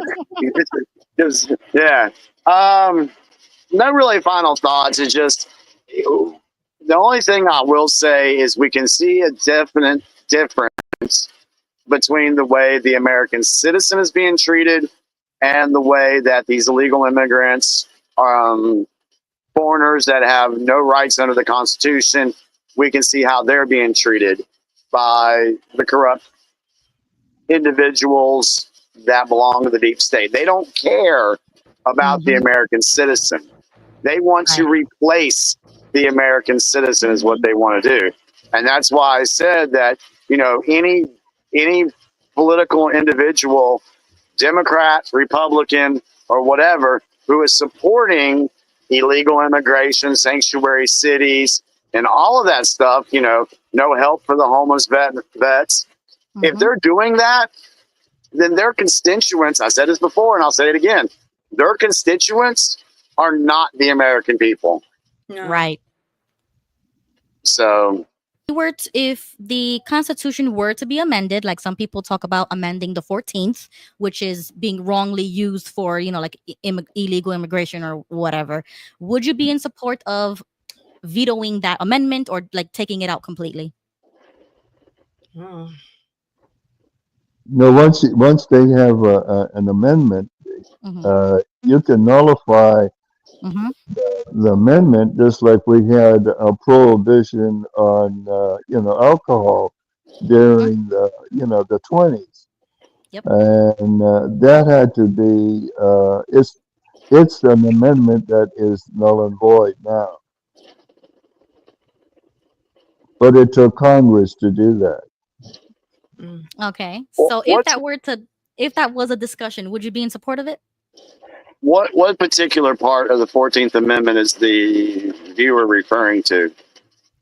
No, I'm just asking you. Like I've heard on the internet people saying that they use the 14th for, like anchor babies or that Anchor illegal baby. process. So would you be in support of taking the 14th away? I would clarify that that statement about babies being born in the United States. Yeah, what people need to understand about that is the reason that went into play at the time that it did was to give citizenship to the recently released slaves in America. Yes. That's what it was for. Yeah, but they're using it for something else. Like the law always has like a loophole around it. So would That's you be why in favor of cutting it? I'm with Joseph. It needs to be clarified for the people that aren't, don't know history. It needs to be clarified. Okay, I don't know, because in my opinion, once you clarify something or you take it away or you add an amendment to the Constitution, that's a slippery slope for other amendments. Well, the founding fathers, it's not that the founding fathers came up with a good way to do that. And it's not where you could have just like 20 or 30 people in Washington say, yeah, we got to amend this. No, you got to have like 3/4 of the states agree to it. You got to have a certain number of people in Congress that agree to it. It may also even require a convention of the states. So it's not something that can be easily. Now, can it be done? Yes. Can it easily be done? No. Okay, good point. Thank you for reminding me. Okay, so next point that I found this clip, right? And the caption says, "So, did you forgive those actors who tried to raise their voice against Trump?" And remember, I talk about this all the time, how these actors, in my opinion, are used to act as if they are in support of something or not in support of something. And that there's a lot of gullible people out there that still look up to their famous singer or famous Hollywood actress or actor for their political opinions. So I'm going to show you guys this clip. And I don't know, like us now on the other side of the tunnel, this seems so stupid to me. But back then, it was kind of serious. You have an obligation to be a part of that decision. You might think it's not important. You might think you're not important, but that's not true. And the only way we can prove that to you is by having lots of famous people. Lots of famous people. Lots and lots of famous people. Just a shit ton of famous people. But you only get this many famous people together if the issue's one that truly matters to all of us. A disease or ecological crisis or a racist, abusive coward who could permanently damage the fabric of our society. Do the math. Do we really want to give nuclear weapons to a man whose signature move is firing? Firing things? But we can end this nightmare before it begins. We can save the day. For our children. For our children. For our children. For our communities. For our communities. For our communities. For America. For America. For America. All it takes is all of us. All of us. All of us. We cannot pretend both sides are equally unfavorable. We can't say one vote doesn't matter. Your vote matters. Your vote matters. It affects everything. Not just the presidency, but the Senate, the House, your local officials, immigration, student debt, common sense gun laws, the Supreme Court. See, this isn't just an election, it's a tipping point. For the country. For the world. For your world.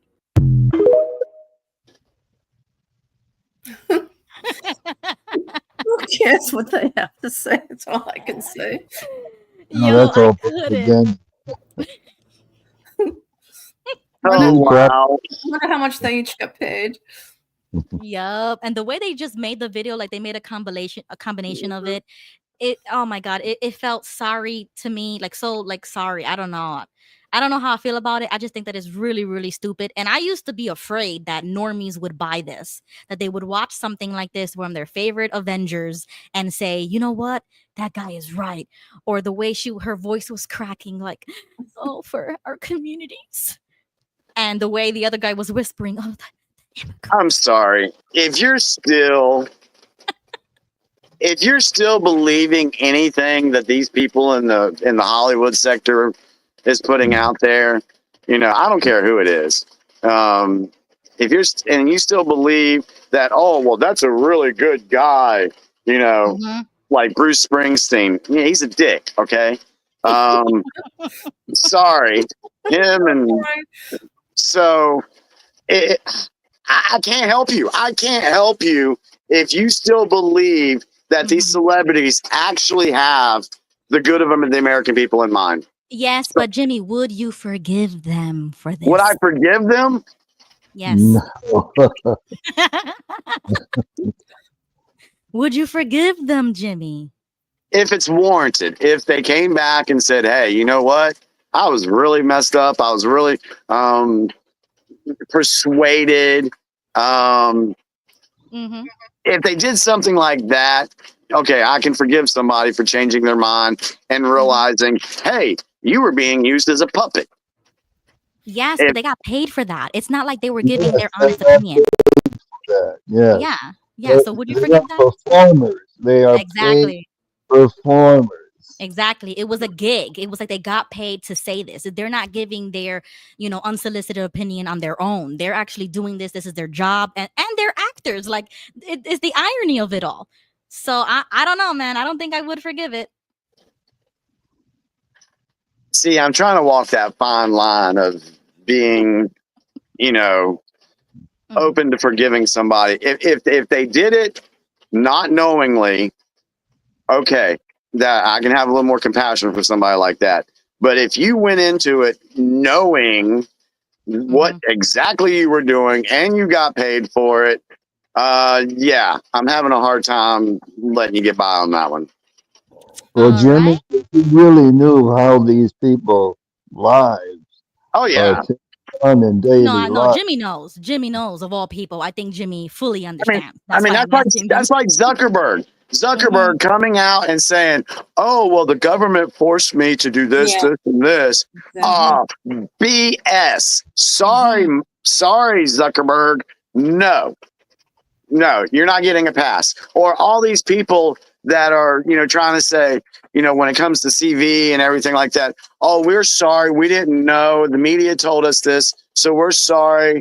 No. It's not all kumbaya right now because you kept families separated. People died by themselves. Kids lost years of education and businesses went under. No kumbaya moment for you folks. Thank you. If you really look at Zuckerberg, he is an oligarch. Yeah. He's worth, several $1 billion. He's in that high category. You could say he's an oligarch. This is why I'm so glad that people are seeing in real time the destruction of Hollywood celebrities. Exactly. Yes. I love it. I mean, when I first started going down the rabbit holes, I was like, oh crap, that person's involved. Aw, man, are you serious? Yep. And then I just got numb to it. I mean, once people realize what these people had to do to keep their positions, to keep their power, to keep their money, it's sickening. It's beyond sick of what these people have had to do. Now, am I saying that every Hollywood person or every person in the music industry is a deep state puppet? No, I'm not. But the majority are. Right. Yeah, that's fair. Any word, Gail, before I move on to a completely different subject? Yeah, it's got nothing to me. It's got nothing to do with forgiving. Just don't go to their movies. That's all. They kind of shoot themselves in the foot, like Kamala paying Beyonce and everybody went just to see Beyonce perform. She left after 3 minutes of talking. And then she had Lady Gaga and I don't know who else performing, and she paid them Yes, a lot of money to yeah, perform. I paid several $100,000 just for that. I mean, And people this should is have. all through USAID. Mhm. All Go that ahead. money was coming, paying for these celebrities to make all these statements. Oh yeah. Of course, They're they being get. paid by us. Well, look what's happening to poor Bruce Springsteen. No one, he's getting it left and right, but he deserves it. Don't go to another country and trash our country. Mm-hmm. Yeah. Go ahead, Jimmy. You were gonna say something. What gets me is people. There's a lot of people out there, the normies. They do not realize that their intelligence is being insulted to their face by these people, because these people say, hey, let's go ahead and let's pay some celebrities, let's push our propaganda, and then all the people that follow, they're going to believe it. They're just going to believe it, and then they're going to parrot it. And Exactly. it's like that's where the ignorance comes into play. You know, when I call somebody ignorant, or we use the word ignorance, it's not meaning that you're dumb or stupid. It just means you have a lack of knowledge, Yeah, uneducated. an uneducated point of view. And there's so many. I mean, how many times have we watched videos of some random dude going on the streets and asking people, strangers, hey, how many states are in the United States? I don't know, 42. Yeah, those are What outrageous. year was the War of 1812 fought? I know that was on Jay Leno. Yeah, there's lots of those. I mean, which is sad, because that shows us how they have intentionally dumbed down our education system, so the people aren't smart enough to figure this stuff out. All right. Yeah, good point. Okay, so really quickly, this is like a huge shift of a subject, but I just saw this on X, posted May 22nd. Breaking: SEMA Commissioner Sarah Russell, who goes by they them pronouns, is on paid leave after she failed to activate the St. Louis tornado sirens for the deadly storm. 5 people are now dead. Oh, that's terrible. Wow. And I saw like the conference that they were giving or whatever, and basically her excuse was, you know, like, we're not always in the office. We do a lot of things like outside of the office. So we just weren't there at that time when the tornado just happened, you know, to start. And unfortunately, they didn't press the sirens, you know, in time. And 5 people died because of that. Ruby, is that the correct picture of her? Yeah, that's her. That looks like a man. It does. I was just going to say that. Well, yeah, I mean that's the issue that we are dealing with in the big year of 2025, that sometimes you could barely tell. I mean, that's why that's a big woman. Yeah, exactly. But it is a female, and you can look it up, you know, see the press conferences. But basically, you know, the internet is angry, outraged, because it's like negligence, basically. And I mean, I don't care what pronouns they go by. You just do your job. And if you don't do your job, then you're not fit. Didn't the same thing happen in California with the fires? That she was off somewhere else? Yeah. Supposedly. So this is really fishy to me. I don't believe it. I don't know. You know what I'm saying? It doesn't make me feel good. I just don't like this at all. No. Okay, let me see. Okay. Another subject change. Does everybody remember who Jen Psaki is? Yes, she used to be the press secretary for the White House. Okay. Fire crotch. What'd you say? Right, well, I don't know how you guys feel about her. I mean, I don't really care for her. I don't even want to hear her. Go ahead. Yeah, just one point that I saw this on X, but I don't really care for her. I mean, for the 4 years that Biden was the president, I didn't listen to not one word she said. I kind of like mentally blocked the 4 years of Biden. So did you see what Sten wrote, Jen Psaki? No, circle back. Oh, Steve, yes, Jen Psaki. Yes, redhead Jen. Okay, so I saw this post, right? It says Jen Psaki, who served as Biden's press secretary staunchly defending his frequent time away from the White House, despite the fact that he spent roughly 40% of his presidency on vacation. According to her, he was still working, no matter where he was, and fully deserved personal time. Funny how that generous standard doesn't seem to apply to all presidents, especially if your last name is Trump. What's changed? Is working remotely only presidential when it's your guy in office? Or were you just being a hypocrite all along? And then here goes the clip. The president said today that he was sent here to look out for these working and middle class families who are strained right now. So what should they read into him leaving now at this time of great personal financial hardship for so many to go to Nantucket for the week? Well, first, I would say, Peter, that I hope you're spending time with your family. I'm spending time with my family, and hope everybody in here is spending time with their families. This is a time to put politics aside, spend time with your loved ones, and talk about what you're grateful for. I will also tell you from spending some time working for this president and a past president that you are president no matter where you are. He will conduct his work from wherever he is, on any vacation, on any time he is in Delaware, at Camp David, or wherever he may be spending time with his loved ones. He has secure phone capabilities. He has staff traveling with him. And I think the American people can be assured that he will continue to press to lower their costs and ensure they have more breathing room. First, I want to take a moment, though, to talk about a bit about something important. And that's something hopefully you're all experiencing right now, personal time. Hopefully this holiday weekend, you're able to take some of your own personal time to reflect or be with family or friends or barbecuing or going to the pool or whatever you may be doing. If you have kids like me, personal time is very hard to come by. I certainly cherish it. However, there's at least one person who is generally not afforded the privilege of personal time. And that person is the President of the United States, no matter who they are.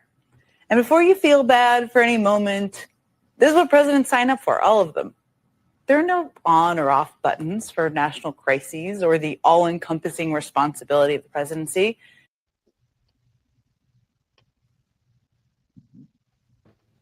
So I don't know if that last clip was taken out of context or if she was really making the point that all presidents sign up for this and that they never have personal time.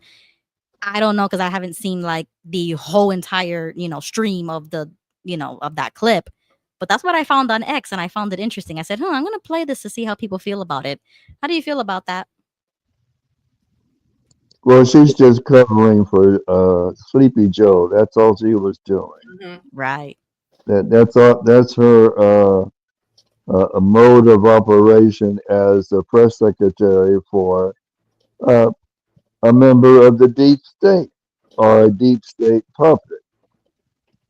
That's all Joe Biden was, a deep state operative who didn't even know he was a deep state operative, cognitively speaking.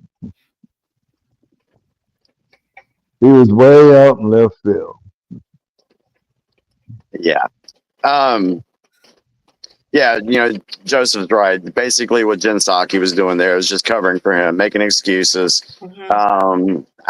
Because we know, 40% of your time, seriously, spent on vacation. What? Hey, that'd be great. What if we could all do that with our jobs? Why can't we have 40% of our time on vacation and still get friggin' paid for it? That'd be great. But no, that doesn't apply to the regular citizen. So for that, it was bullcrap, the whole residency. Now, as far as presidents having some personal time, it would be nice if they were able to, go have time with their family or whatever. But the other lady is also right. Hey, you're on call 24/7. You knew that this is what this entails. Anything can pop off at any time. So a president is going to be on call. Remember when Hillary ran her campaign? She said, "Who's going to be up? Who's going to be up at 3 o'clock in the morning to take your phone call?" Well, we know it wasn't Joe. So who is the guy that carries the nuclear codes and who has to be with the president at all times? At all times. Yeah, it's a military official that has that. It's not a Yeah, but Joe was on vacation 40% of the time. So where was he? Yeah. So I don't have a problem with the president trying to take a break here or there. No problem with that. I mean, if you want to go golfing, go golfing. If you want to go to the beach, go to the beach.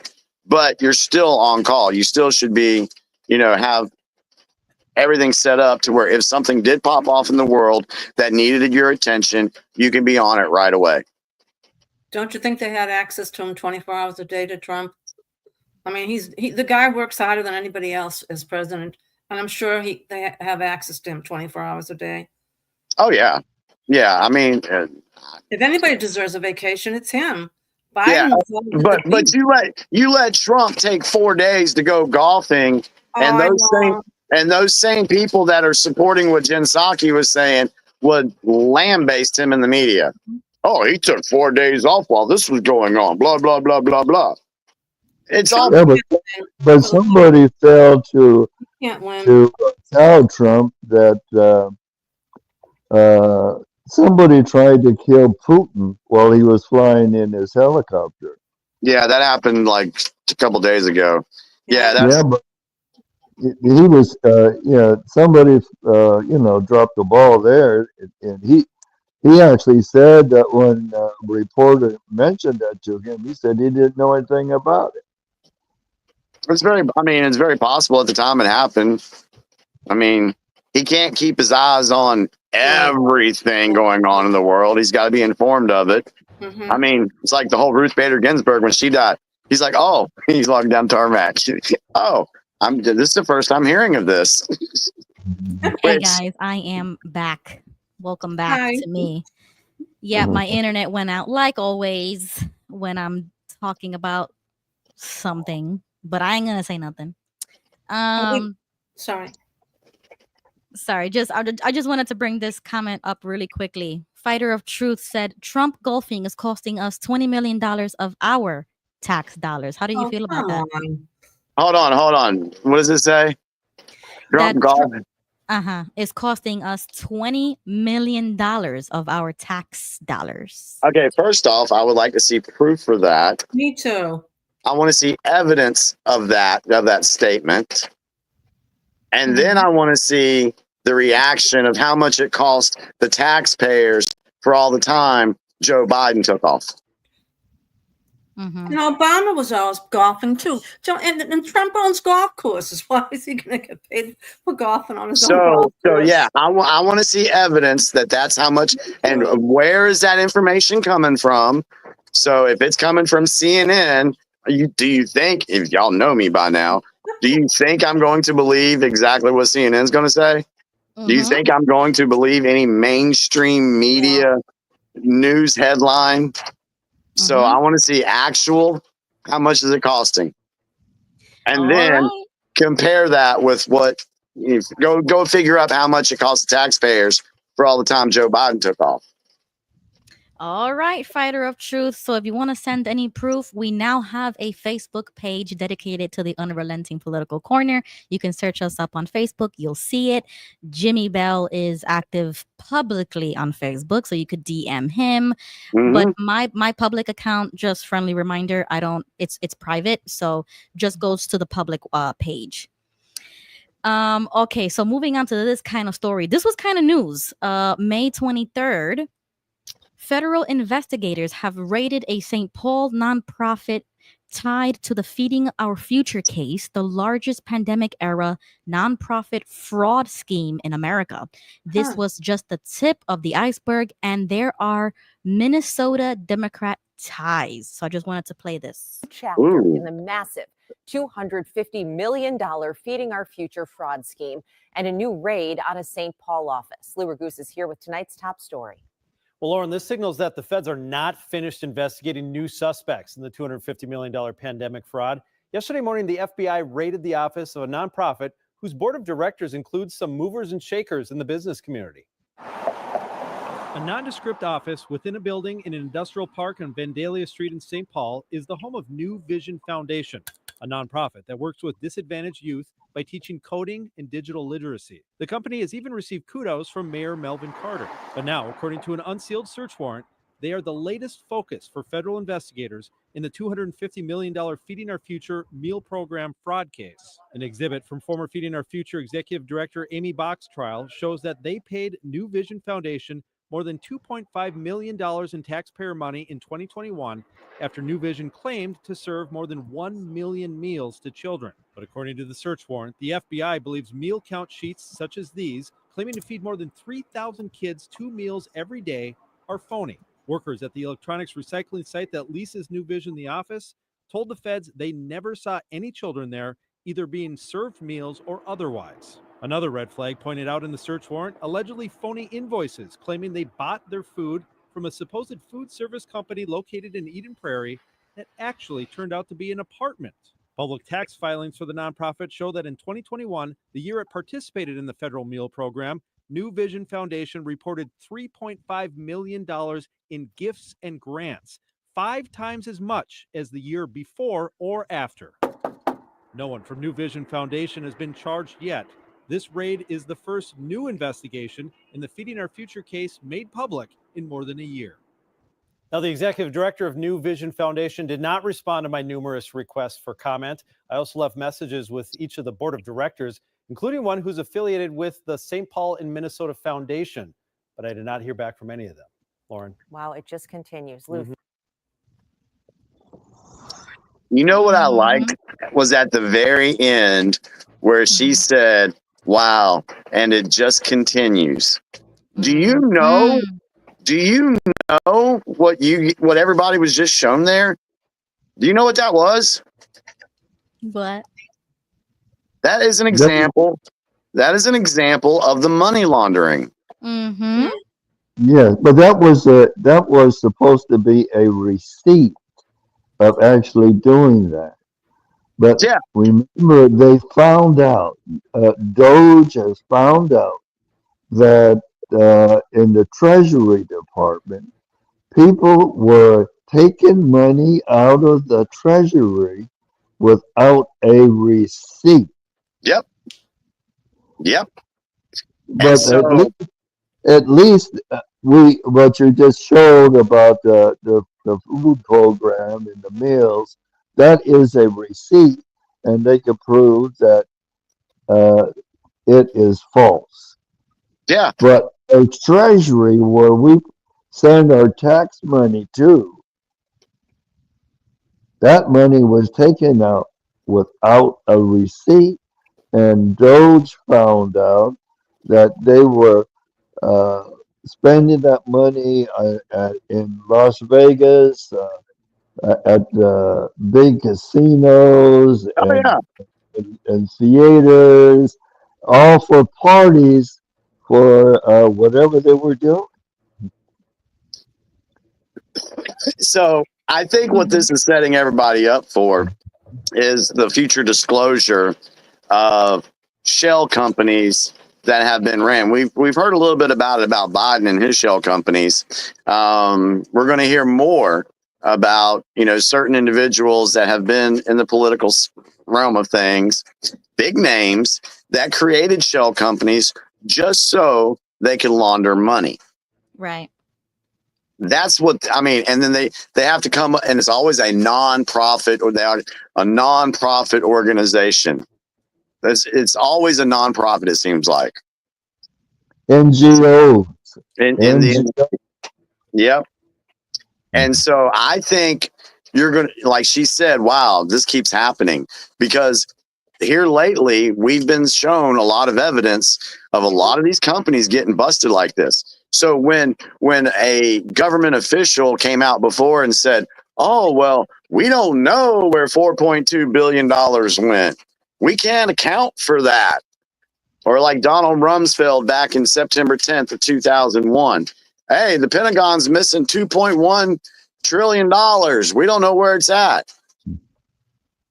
That's because all the money's being funneled into these shell companies. Okay, so just to give you another comment from Fighter of Truth. Sure.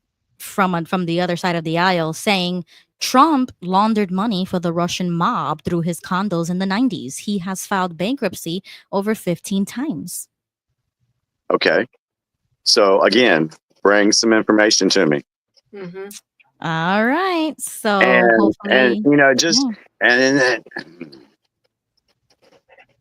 Mhm. it's just funny to me how everybody that, you know, doesn't like Trump always wants to talk about bankruptcies. Do you know how beneficial a bankruptcy can be in a business setting? Mhm. Mhm. Do you know what the pros and cons are for that? And do you understand that there's different levels of bankruptcies? That's true. Mm-hmm. Yeah. So I filed bankruptcy I did too. I filed it back in 2001, but I set it up to where I could pay that money back. I didn't Mm-hmm. just get off scot-free and not pay my bills. Now, so I, you know, there's a different type of bankruptcy. So just because you file bankruptcy doesn't mean that you're not paying, unless that depends on what route you take. Mm-hmm. Okay, very good point. Really quickly, Beverly says the only thing that she disagrees with is in the proposed cuts keep Medicaid for babies, children, real disabled people, and truly deserving elderly. Yeah, I have no problem with that. And I don't think that that's going to happen either. I don't think that that's going to be cut. Either. Yeah, our Medicaid system has been abused Yes. by so many people. Oh, ever since started in the 60s. Yes, it has been. So I guess my point back to Fighter of Truth is, okay, all right, you're saying all this about Trump and it's costing 20 million taxpayer dollars, blah, blah, blah. Okay, I get that. All right, fair. That's your viewpoint on that. What I want to know is how many trillions of dollars have been stolen from American citizens over the last 50 to 60 years. Especially with the Social Security. Look what's happened with that. Exactly. Yep. So I'm sorry, but it just seems to me like there's some selective outrage there. Mm-hmm. All right. Good point. Okay. So now the moment that we've all been waiting for is to see the French president get shoved or slapped in the face. By his male wife. By his daddy. Allegedly. Allegedly. By his man wife. Allegedly. Now, this has got to be the most craziest clip I have ever seen. And then he in waves. my life. Then he waves to everybody. The audacity. Like, oh, wow. And then, wow. She just Well, they hopped opened out the door running. to stone. Wow. Have any of you guys ever watched House of Cards? Oh, yes. This is what that kind of reminds me of. It's kind of like Washington behind the scenes, that crazy stuff be happening that is so outrageous. Everybody's sleeping with each other. Everybody's either gay or in the closet or something. Like there was always a huge storyline, getting people killed or something. Did you watch that whole series? I watched like a good few seasons of that before I was kind of like when it started getting sexual and nasty, I can't do it. I was just like, no, I'm not doing this. It's disgusting. I'm not going to corrupt my mind with that. I tell you what, the first couple of seasons, I was like, oh my God, is this how our government, and this was before I woke up politically. But then when I woke up and started going down rabbit holes, I was like, oh my goodness, this stuff was in House of Cards. Yup. And before I kind of woke up, I used to feel as if these shows were secretly telling us the truth, like the script and everything. I'm like, I was like, this probably happened in real life, and they're using it because it's so good to put in a show, because you would have to see it to believe it, or something, or you can't make this stuff up, like those phrases that people say. But that's how I view it. I'm like, damn, this show is actually showing us what really happens behind closed doors. So those are the vibes that I'm getting. Yeah, it was a crazy show. Anyway, back to Macron. Yes. Hold on a second. I gotta plug my phone up at that time of night. Hold on. All right. Sorry. I'll put y'all down there for a second. Oh, wow. Thrifty says, watch, there is a stewardess in the background. The shoulder of her uniform is ripped and looks like blood. Have to slow the clip down and look carefully. Yeah, that's crazy. And I don't know how we can actually see that because it's so dark.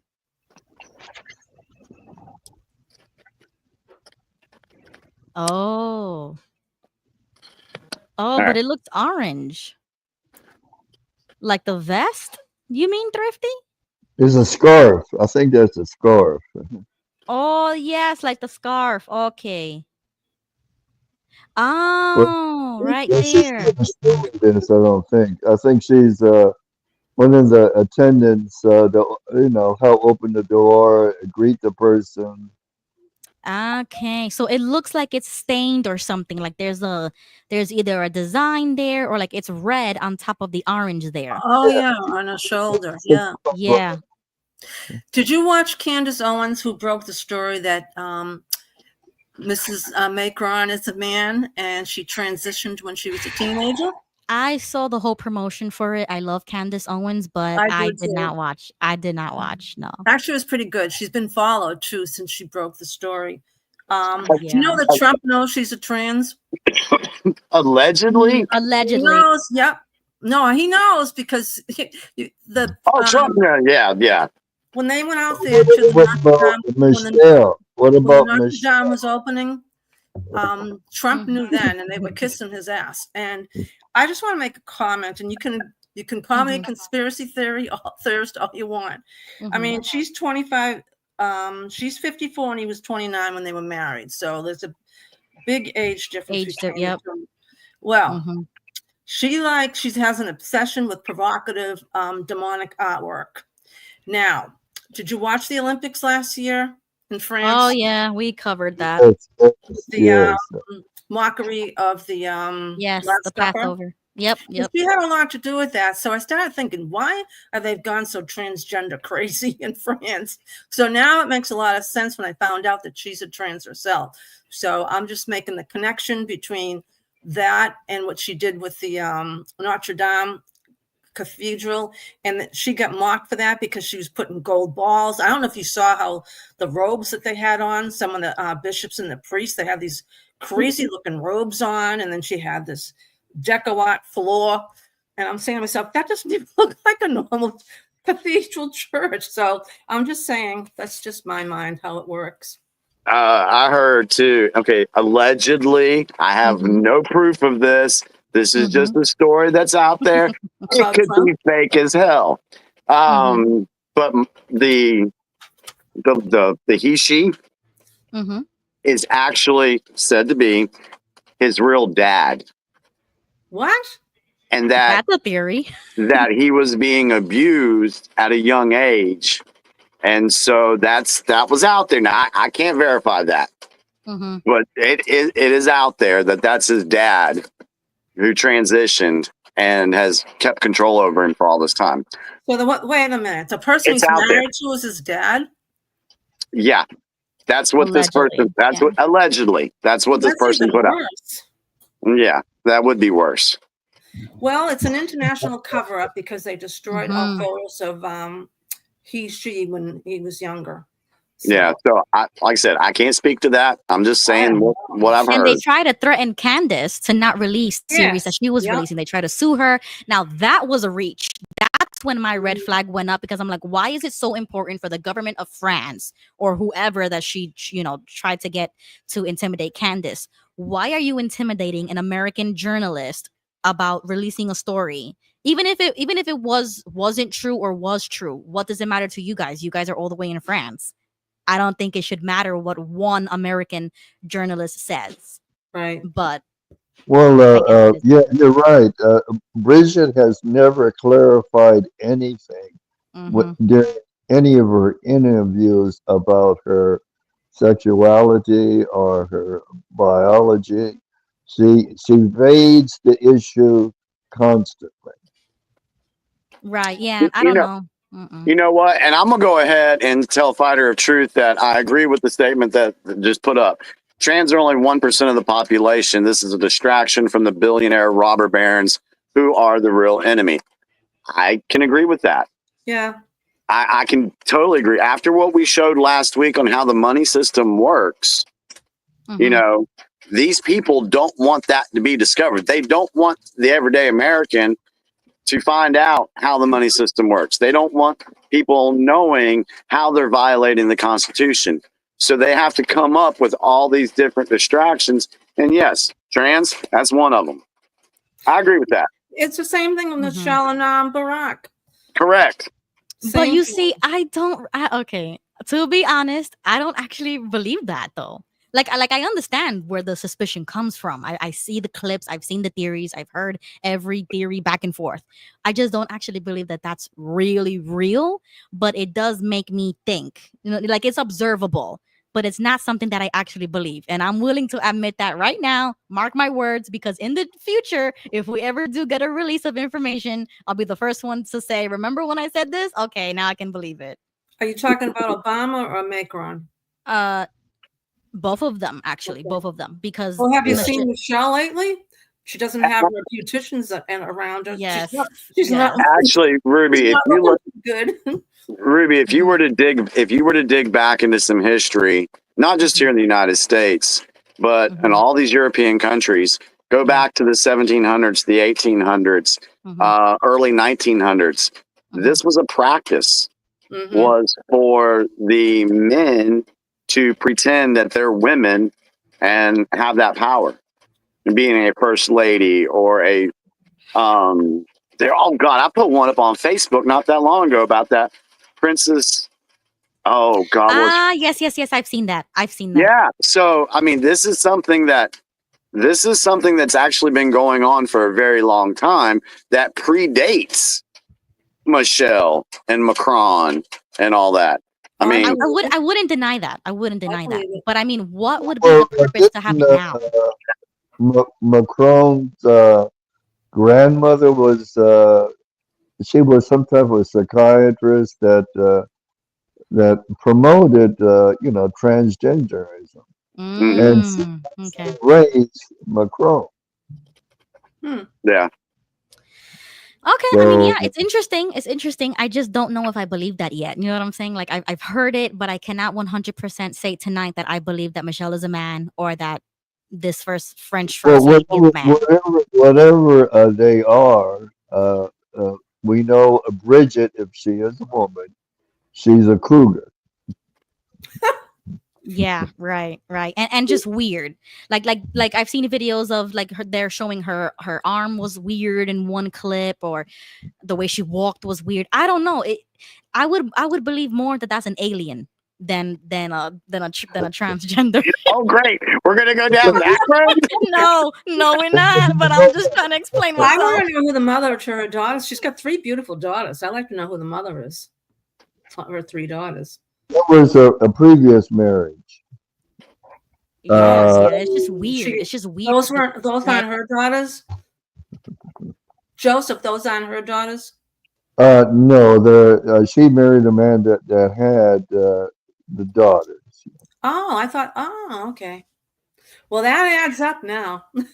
Yes. Okay. So really quickly, I saw this next clip that I wanted to play for you guys. The caption says, and this was posted on May 25th. It says a Black business owner snapped on George Floyd's aunt 5 years after Floyd's death because he claims that Floyd's family led to the demise of many Black businesses and how Minneapolis is still burning after his death. Oh, brother. Let me tell you something. When they gave away the $50,000 that your family was handing out to the businesses to help them, you know how many people were up there that wasn't even from this area? There was 72 people up there trying to take that money from all the businesses. We didn't get a dime. None of us got a damn dime of that money to help us. Did you know that? Oh my God. Y'all didn't even know that. Yeah, that's what I'm trying to tell you. They wouldn't know that. They wouldn't know that. We know that because I was there when it happened. That's what I'm trying to tell you. I was in the room when they all showed up, all these white folks that we've never even seen over here, asking for the money that your family was putting down for these businesses. They took that money from us. We never got a dime. We never got help. Let me tell you something. When they gave... Wow.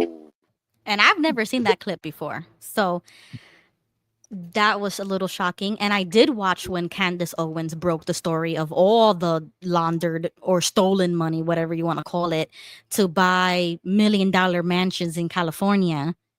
And it never went to the actual cause that they were saying that it was going to go for. Of course not. Of course not. Right. So can we all agree that that was all fake? Mm-hmm. Well, the city of Houston at the time gave the family, the George Floyd family, several $1 million. I think it was up to like $43 million Wow. because of the loss of their son. Isn't the officer who did the chokehold, isn't he getting out or something? Or did I read that I wrong? haven't heard of that. No. And there's been chatter about something like that, but I don't know what's going to happen with that situation. I think that might be used later Mm-hmm. to spark something that could be. Mm-hmm. But yeah, this whole thing with. Oh, sorry. Go ahead, Joseph. Isn't it ironic that George Floyd incident that took place there is just probably next door to a Ukrainian deli and restaurant? Say that again? There's a Ukrainian deli and restaurant in that same block. Where that happened? Are you Here serious? it happened. Yeah. Oh, it's crazy. Wow. Yeah, Yeah, I didn't notice that. I didn't buy the George Floyd story back in 2020 at all. I didn't buy it at all. And of course I got a bunch of hate for that. And there's still people out there that still want to believe the narrative of that story. Go right ahead. You're not going to convince me that that wasn't a false flag, that wasn't all pre-planned to stir up the country during an election. It was all designed to do exactly what it did. And that was the biggest one in this recent time that I have ever seen. People take the bait. A lot of people took the bait for that. And it just frustrates me when people say, "Oh, well, look at all them people burning down their cities." You do realize that the people that were burning down the cities were not the residents of those cities. Yeah, they were paid. They I were more know, likely they were. paid. Yeah, I mean, think about it. I mean, what kind of sense does it make for me and my neighbors to get pissed off about something and go into town and burn it all up? That makes absolutely no sense. Yeah. Yeah. Good point. Yeah. And I was really afraid, like legit afraid during that time period, because I was like, so many low IQ, no offense, low IQ people are going to take the bait and get emotionally involved. Yes. And there are local people who would join in and loot and burn, and you're not going to go anywhere but jail every single time, especially in Florida, because the sheriffs down here, they do not play. Okay. So that was one of the things that I was happy I was in Florida. But imagine if I was in New York City. Imagine if I was in imagine if I was in a sanctuary city, a Democrat, a blue city. I'm sorry, but it was burning up. Well, we just what about that guy Mangione who killed that executive in New York? Yeah. Oh, they made a big deal out of him because he was good looking. It was ridiculous, really. And just recently, those two diplomats who happen to be Jewish were killed at some type of event.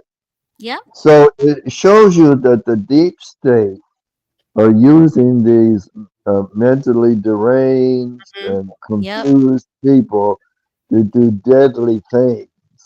Yes. And if you listen to the governor of Illinois, he said it's time for us to act. It's not for rhetoric anymore. It is time to act. As if that is a code word or a straight admonition to the people to go ahead and do whatever you have to do. Right. That's exactly how I feel nowadays. Jimmy, go. And like you said, Ruby, you have these simple-minded or Yes, low people IQ people. who Yes. are ignorant of facts and of what the true current events are actually happening. They get emotionally involved and they carry out what the Mm-hmm. deep state is controlling them. Yep. They are just Exactly. being manipulated, and they have to suffer and go to prison for the rest of their life for that, or the death penalty. Mm-hmm. Jimmy, were you about to say something before I move on? I was just going to say, I made the statement that your citizens aren't going to go into your cities, and okay, there are some people that will go do something like that, and they said I would say that 85%, if not 90%, this is just me guessing, of these people that were rioting back in 2020, 85 to 90% of them were not citizens of the cities that they were rioting in. That's true. They were hired influences to come in, cause chaos, get the crowds riled up. Exactly. And we have learned over the years that funding for these particular groups, Antifa, BLM, it usually started with George Soros. Mhm. That's normally where it starts. He's got the DAs in his pocket. He's got corrupt judges in his pocket. So that's why when these people were getting arrested, they were being let go with no bail. And think about Kamala Harris, who was all in support of no bail for these folks. That's right. So when people say, when the media tries to say that this is an organic movement that's happening, look how the American people are taking, no, that's BS. That's propaganda.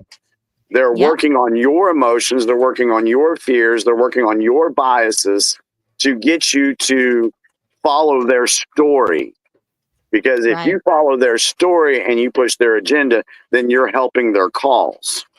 Yeah, exactly right. That's why I refuse to get involved. I mean, I love politics, but I would never get that involved that I'm going to get like overly emotional about or financially support something that I'm not sure of. Like, there's a lot of things that I wouldn't do, even though I love politics and I love to talk about it. And I do want to volunteer. I would volunteer, but I don't think I would ever give $1.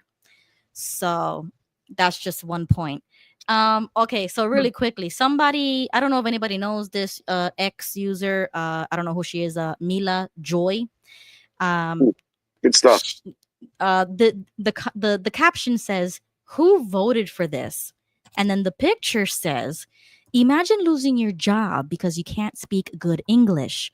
That's what's happening to truckers during random DOT inspections. They're being pulled over, forced to read, write, and speak English on the spot. If they fail, fined, shut down, fired. Doesn't matter how long you've been driving, if you fail the English test, you're done." How do you feel about that? Okay, where's that being done at? I don't know. It's just a post that she just put on X and she's saying, who voted for this? So who even knows if that's a real post? But it's just the sentiment that she's trying to get across, that these non-speaking, English-speaking drivers are losing their jobs just because they cannot read, write, or speak English properly.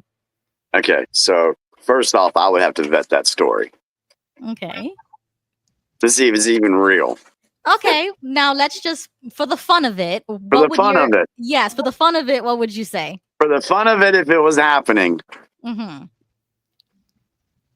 I know this is going to sound insensitive to some, but I'm sorry. If you're driving a truck in America, you should be able to read English.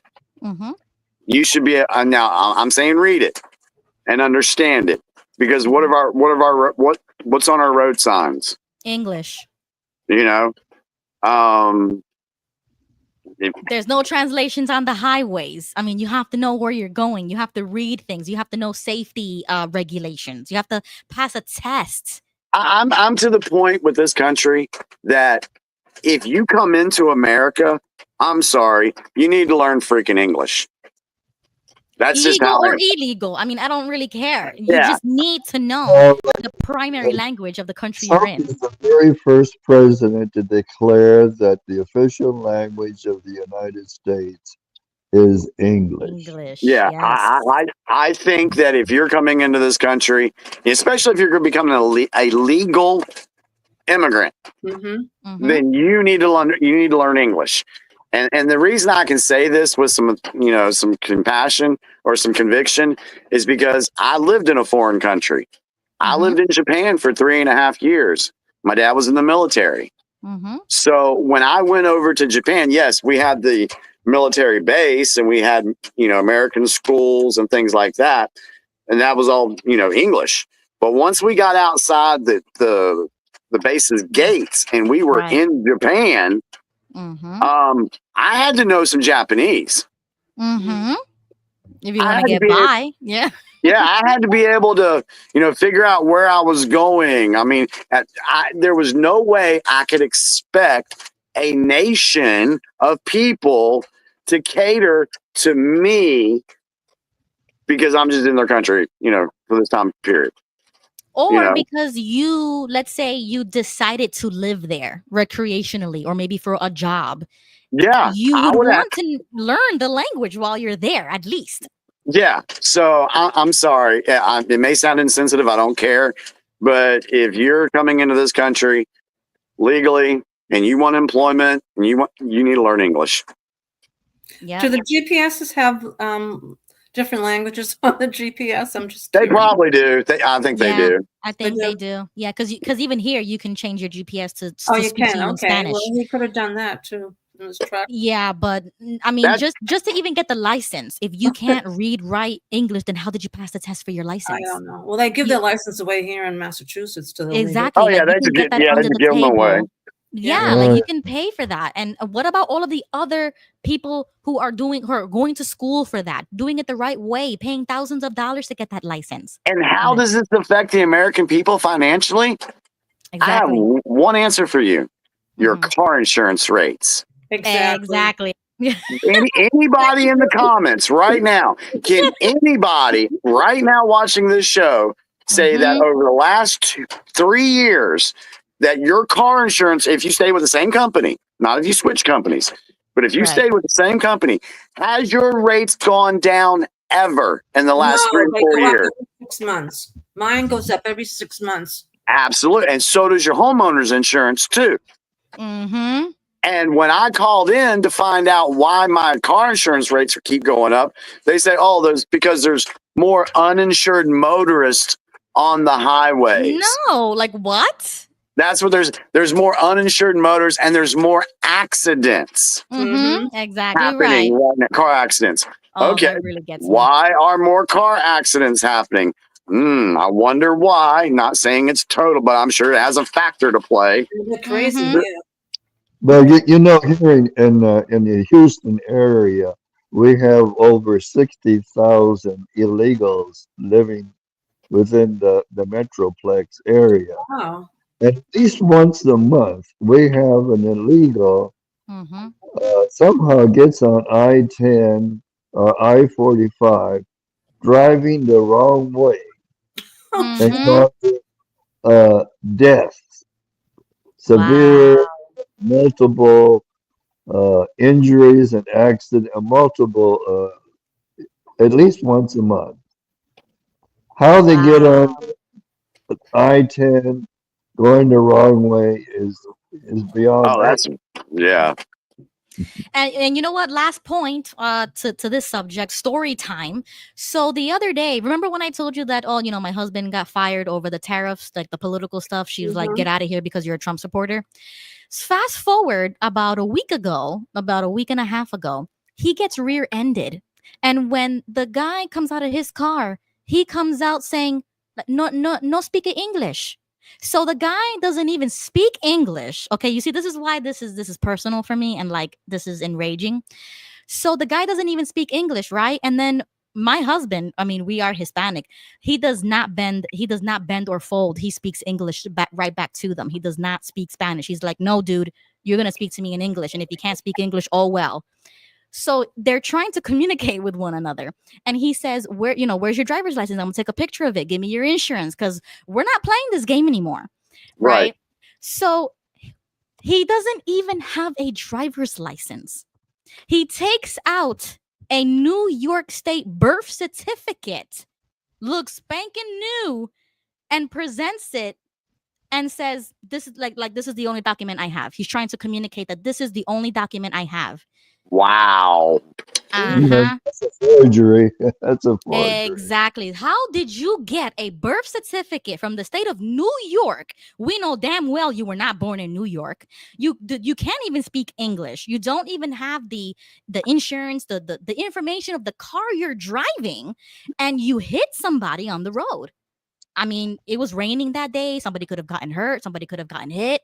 And this is the BS that we got to deal with as citizens of this country, the United States of America. This is what we got to put up with, right? Well, I say no. I refuse. As soon as I got that phone call, I was like, I'm so glad I'm not there, because I would have lost my top. Like, I'm sick and tired of it. You know what I'm saying? Like, we talk about it online, but when it happens in real life, I'm this close to just losing it and being the next viral video and people calling me racist or something, because I'm sick and tired of it. So I told him, you better take pictures of everything and call 911. And he was pleading with him not to call 911. And I was like, you better call 911. He was like, I already did it. I'm like, good. So the sheriff comes over. The sheriff tries to speak to him. And once again, sorry, no speaking English. And the sheriff is like, sorry, use Google Translate, but you ain't leaving here until we get to the bottom of this. And I don't know what ended up happening, because, my husband left, but that guy had to stay there. And I don't know if he got arrested. I don't know if he got a ticket. Who knows what happened? But apparently he was driving somebody else's car, and they were trying to bribe my husband to take cash for the damage of the bumper. Instead of going through the insurance. So that's another thing that these people love to play. Oh, just take a $1,500 right here, right now, and we'll fix it for you. Just bring it to my cousin's shop. We'll fix it for free for you and take this cash. Don't call police. Don't go through the insurance. And I was like, hell no. Hell no. I am done. Wow. Yep. So who knows what happened to that guy, but that is another thing that happened to us recently that I was like, oh, I'm definitely talking about this on the show next Tuesday. I'm definitely talking about it. Go after him? Didn't your insurance company go after the guy? Yeah, so that's what we're dealing with now. They're talking with insurances and trying to give us like the minimum of, like, they have to pay you for the damages, and it's most likely going to be from our insurance because we have full coverage. But it's like, once again, like Jimmy said, most of these people don't even have insurance. Yep. The states already know this. It's like, and that's why it's worse for everybody else. Yep. And this is why I am zero tolerance when it comes to this. I don't care if you legal or illegal. The system is that bad that I don't really care at that point, because stuff like this happens and you're dealing with problems like I just described. Yeah, because of the illegals you have in these large cities, you create an underground economy where they don't pay taxes. They got hairdressers that are not certified. You got people driving without driver's license, no insurance. Bought cars through the black market some kind of way, and they're on the road. Yeah. And I don't care to listen to story time. You were at fault. Oh, and that's another thing. The state of Florida has no fault accident law here in Florida. So it doesn't matter who hits who's at fault. There's a no fault thing. And I disagree with that too, but that's another day. Okay, so really quickly, because we are reaching maybe we'll wrap it up in like 30 minutes because I want to give Jimmy time to go to bed. Okay. But yeah, we'll cut off at about 12. 12's good. Yeah. So it's 11:30 now. So just giving a heads up to everybody. Just want to talk about the next story that I had, which was the UK terror attack. Now I have the video here. Viewer discretion is advised once again, because this was insane. Did you guys see this? No. Oh my God! What the fuck? No! What the? Oh my God! Oh, that's horrible. Oh my God! Oh, Oh shit. my God! What the fuck? Fucking kill it! Kill it! Kill it! Fucking Jeez. kill it! Kill it! Kill it! Kill it!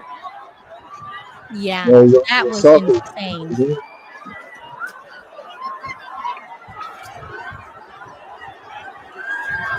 Oh my God! That's terrible. I'll just mute it so you guys can watch it one more time. But yeah, this was supposed to be a parade for I think like a sport event or something, and there was this one driver who just drove right into them. I couldn't even believe it. I think that's a terrorist attack, in my opinion, like domestic terrorism for them. Yeah. Was I he? don't know who did it though. California, remember? Man, I guess they're going to have to ban cars now. Yeah. Yeah. Bad Nah, cars. chill. That's crazy. I didn't see that. That's the first It time was that's the first viral time I all saw that. over. Yeah, Awful. that happened this week. Like that was viral. That was huge news in the UK, and I found the video, so I wanted to play it here for you guys. But I was like, okay, I mean, we know these big things happen, and sometimes they are false flags, and there's a manifesto behind it or an agenda. I don't know anything yet. This is just what I saw on the internet, so I'm just showing it to you. I'd like to find out who the driver was. Yeah, and they're already starting with that. They're gonna already start with the misinformation about the driver or the motive or whatever. So we are going to follow Jimmy's rule of what, 72 hours? Yeah, 48 to 72 rule. hour. Yeah. Yeah, there we go. Let's follow the rule and let's wait 72 hours, and next Tuesday we can follow up. Yeah. Did he cause any deaths? I don't know. I mean, this happened really recent. It was this week that happened. So That's horrible. if anybody finds any more information, let me know in the comments. And if you're watching this in the future, let me know what you find. Also over the weekend, there was another little Antifa riot. Mhm. Was it on Seattle? Yes, they crashed a revival concert type thing. It was like a Christian event going on, and it was public, and then they were ambushed by Antifa. They were trying to bum rush the stage. They were fighting with the police. I mean, it was insane. It was insane. The first thought that came to my mind, no offense, but I was like, that's false religion. So of course something bad is gonna happen. Like, God ain't there, guys. Sorry, but God ain't there. So when you find other people, when these things do crash like that, I don't know. To me, it's just like, maybe that was bound to happen. Maybe. I don't know. Like you wouldn't catch me there, basically. You know what I'm saying? Like I will never be caught in a million years in an event like that. I don't believe in that. I think it's performative. Number one, it's like a freaking concert, and they're calling that Christianity. I don't believe in it. So going back to that driver, this is just something I want to throw out there. What would y'all's reaction be if you were in a vehicle going down the interstate and the interstate was blocked with protesters?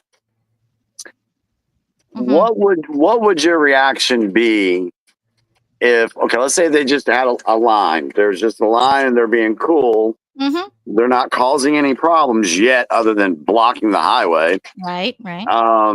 So that already happened. Some people stopped and some people just went on ahead and hit some people. So now let's say they get rowdy and they start attacking cars that have parked because they blocked the highway. What would your reaction be to that? I would try to get to the front of it and keep going.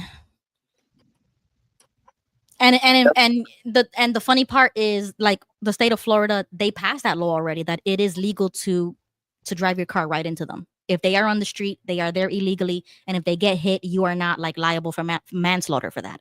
Wow. So in Florida, you just keep going. So I would just keep going. Well, and I would do that too. And the reason why is because if I feel like my life is at risk, or I have passengers, let's say I got my 3 grandkids with me, Exactly. No, yeah, keep going. I'm going. I'm pushing the Yeah. gas pedal and I'm going. Very slowly. I mean, not like a Oh no! savage out here. If I feel like my life is being threatened and they're pounding on my car and Yeah. beating my windows, yeah, I'm gone. Yeah, I would keep going cautiously, but I'm not gonna stay there like a sitting duck No. or let my car get destroyed. Like, no, F you guys. You can go protest on a regular street, get a permit for it, or go to the sidewalk, but you don't do that to everybody else. Like, no. So I kind of talked about that because I want to see what they say in the comments. theory, like 587 said, like from what he saw so far is that the driver got stuck in the crowd and was trying to get out. So he's still looking into it. I mean, that's just a little clip, you know what I'm saying? It's just a few seconds of what we saw. It looked like he was hitting people, but maybe it is true that he got stuck and they were attacking his car or whatever, and he was zoomed out of there and nobody got out the way. I don't know. I see Steen's comment, turn around and go back. Yeah, well, I would love to be able to turn around and go back, but what if you're stuck not in traffic. What if you're on the interstate and you're surrounded by all these vehicles and you can't really go anywhere? You can't go backwards. The only thing you can do is pull out and go down the emergency lane. Right. So Steen, he says, if you see someone on the road, you cannot drive over them. Well, in Florida, you can. Yeah, Florida, you can. In Florida, you can. And that recently passed, maybe it was like 2 years ago, I think. I mean, I think it was during the BLM stuff. Like, it was right after that the Yes, you're right. put that through. Yeah. So just I letting think you know, that's- Steen, it's I true. think that's just a ridiculous move. And, for these people to go and like shut down highways and get on highways. I mean, really? I mean, think about how selfish that is. What if there's an emergency? What if the ambulance has to go through? What if there's a fire and the firefighters have to get through? Yeah, You know, a million things. A lot of folks don't think about that. They just think about what they're being shown. So I totally disagree with any of these people trying to go and block a street, block a highway. Yeah, nah, I'm good. I would keep going, especially if I had kids in the car. Like if it was just me, I probably would have more patience. But especially if I had kids in the car, I would be zooming out of there. I do not want to get caught in a situation where something pops off or a shooting or another driver gets out of hand with a rage or something. You see, that's another not a problem, but that's another thing to consider. In the South, everybody has guns, even in their cars. So so when somebody gets into a road rage, it is very easy to see somebody pull out their handgun or whatever. So you do not want to get caught in Texas or Florida or any southern state that has these like constitutional carries, and we don't even have to hide them anymore. We don't have the concealed like restrictions anymore. We can open carry. You don't want to be playing games down here, okay? That does not fly. So the tolerance of that down here is like this. It's very, very low. We don't put up with that crap. And I do believe that Here in Texas, you don't even need to take the test to get a carry permit. You could do it. you just buy it whenever you want, and right there and then you get it.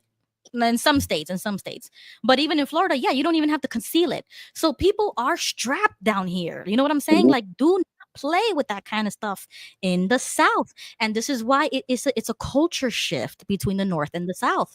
In the North, I would never think like this, but ever since I moved from New York City to Florida, I'm a Floridian now. Like, I have lived here more years in my life than I did in any other state. So I would consider myself a Floridian. The values I've adopted, the lifestyle I've adopted, even the laws, the politics I agree with. So your mentality changes.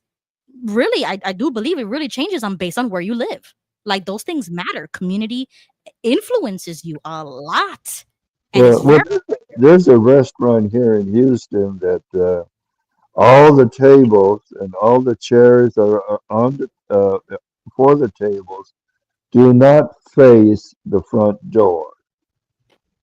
And they have a sign that says all customers open carry is encouraged.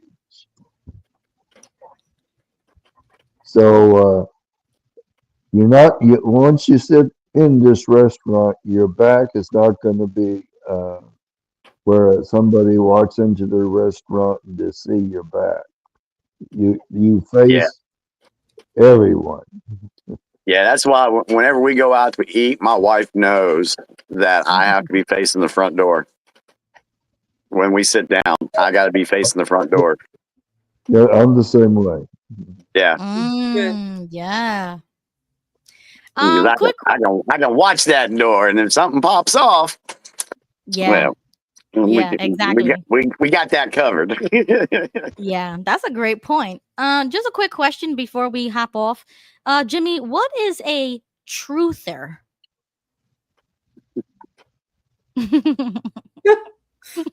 Somebody's on Wow, that's a loaded question because That's a loaded question. That's right.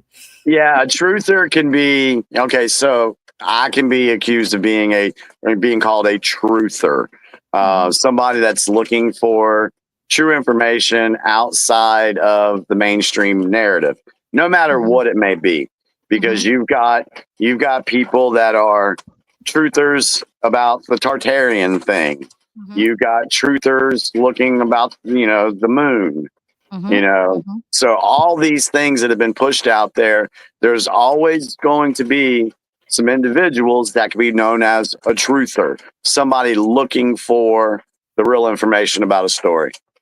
And is it the actual truth, or is it, or is this word used like to mock them that they think it's the truth, but it's really not? Oh yeah, well yeah, it's definitely used as slang to mock folks that are looking for real true information. Okay, so I saw this post, and I'll play the clip, but the caption says, "Was Phoebe from Friends actually a truther? Watch this clip and see for yourself." Oh, this would be cool. I love Friends. You don't believe in gravity? Oh yeah, this is great. It's not too much that, like I don't believe in it. It's just, I don't know. Lately, I get the feeling that I'm not so much being pulled down as I am being pushed. Now, notice how she said she feels more like she's being pushed down than pulled down? You mean like the downward electric current, the electrostatic gradient? So what do you think? Was Phoebe just the dumb ditzy blonde, or was she the only one of the friends that actually knew what was going on? Okay, this is not about the money, okay? It's about corporate greed destroying our hearts and leaving us the hollow shells. Okay, yeah. Phoebe was being a truther there. So she was questioning the narrative. And this was a character in like a 90s. Oh yeah, I watched it. Yeah, and see, we talked about, oh man, my star, the favorite stars involved in Friends. I loved Friends. I've watched it. I had all the CDs every season. I know that show. But when I found out what they were involved in, it's just like, oh my God, are y'all serious? So I won't go into all that, but. Okay, but it's like a little nugget, because when I see these types of shows, it's like they always implant this somewhere. But but that really didn't, like, truther didn't really come out until recently, right? Like that word or that the phrase, yeah. Right. Okay. I'm assuming so. Okay, so I just have you seen the one from X-Files? No, I don't think so. You haven't seen the clip from X-Files where they went on it. X-Files. Okay. So Ruby, you gotta play this. This is great. Okay, where is it? Go to X and type in X-Files tells the truth. Let's see if that pulls up there. It's about a 2 or 3 minute clip. Okay, X-Files tells the truth. The science fiction X-Files? What's that, Joseph? Is that the science fiction X-Files? Yeah. And it should be a clip from the show. Oh, a show? Okay. Yeah, it was a show. It's about the Majestic 12. I can't remember what exactly. Keep going. I don't see anything yet. I'm looking for a clip. That might be it right. I think that's it right there. How long is that? The Tuskegee experiments on black men A in the minute. 30s, Henrietta Lacks. What are they trying to do? That's the missing piece. But it's not hard to imagine a government hiding, hoarding alien technology for 70 years at the expense of human life and the future of the planet. Driven not only by corporate greed, but a darker objective. The takeover of America. And then the world itself, by any means necessary, however violent, or cruel, or efficient.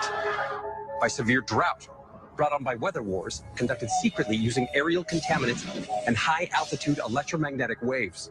In a state of perpetual war, to create problem, reaction, solution scenarios to distract, enrage, and enslave American citizens at home. With tools like the Patriot Act and the National Defense Authorization Act, which abridge the Constitution in the name of national security.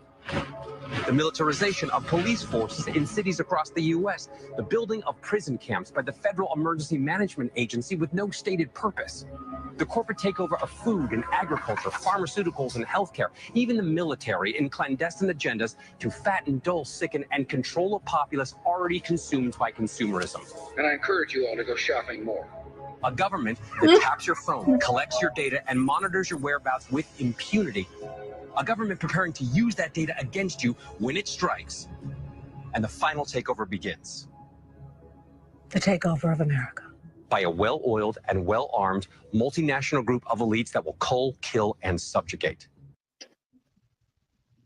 Wow. Wow. So Kind of talk, going on now, isn't it? so talk about putting it right there in front of us. Exactly. That was from the 90s. Really? Yes. Late 90s, I think it was. 96, 7, somewhere in that area, maybe.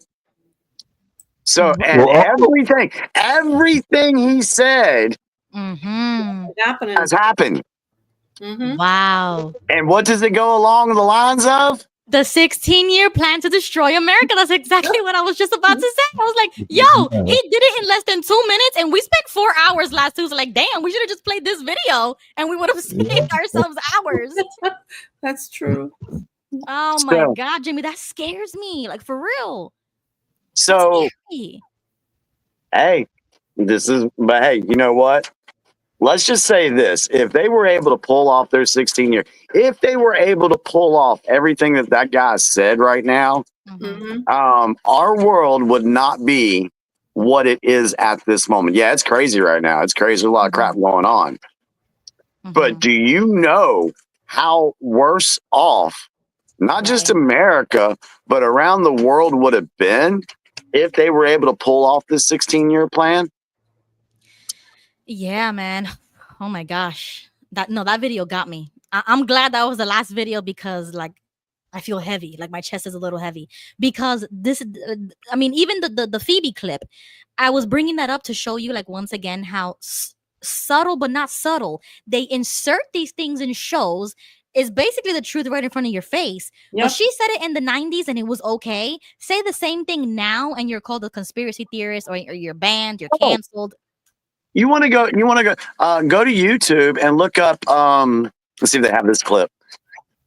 Phoebe F or PHOBE, BE, talks to Ross about dinosaurs. Oh, okay. That was I thought they were going to play that clip too. And let's see if it comes. Yeah, because she did mention the moon and gravity and okay, let's see this. Let's see this clip.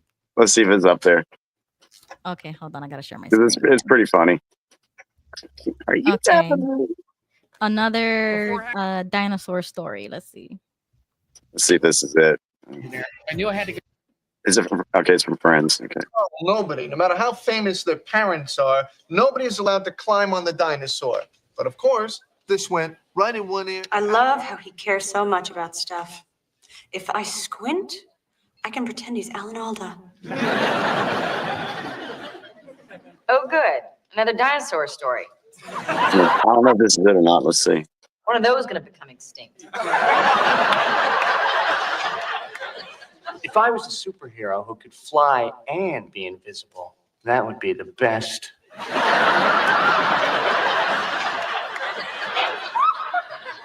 What does Rachel see in this guy? I love Rachel. I don't. she was my wife.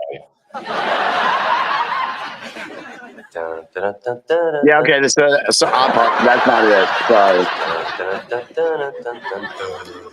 There's another. That wasn't the clip. Who's singing? It's when they're in the kitchen. Yeah, sorry, y'all. Right, I think that's it right there. Yeah, that one. Uh-oh, it's Scary Scientist Man.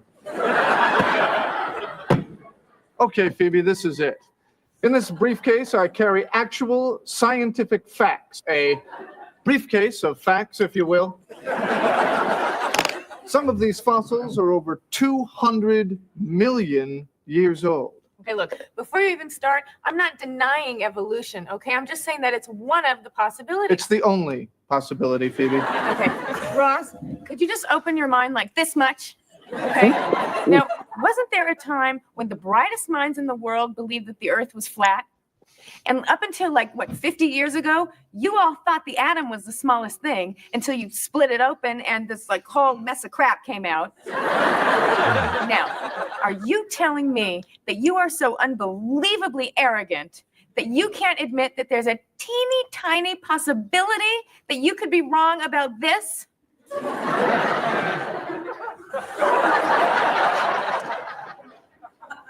There might be a teeny tiny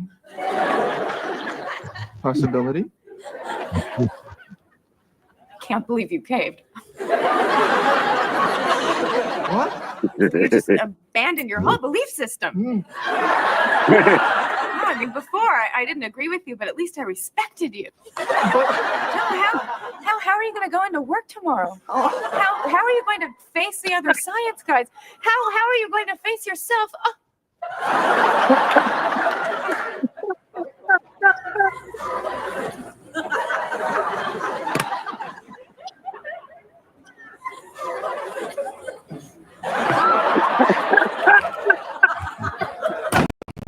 That was fun. That was happy.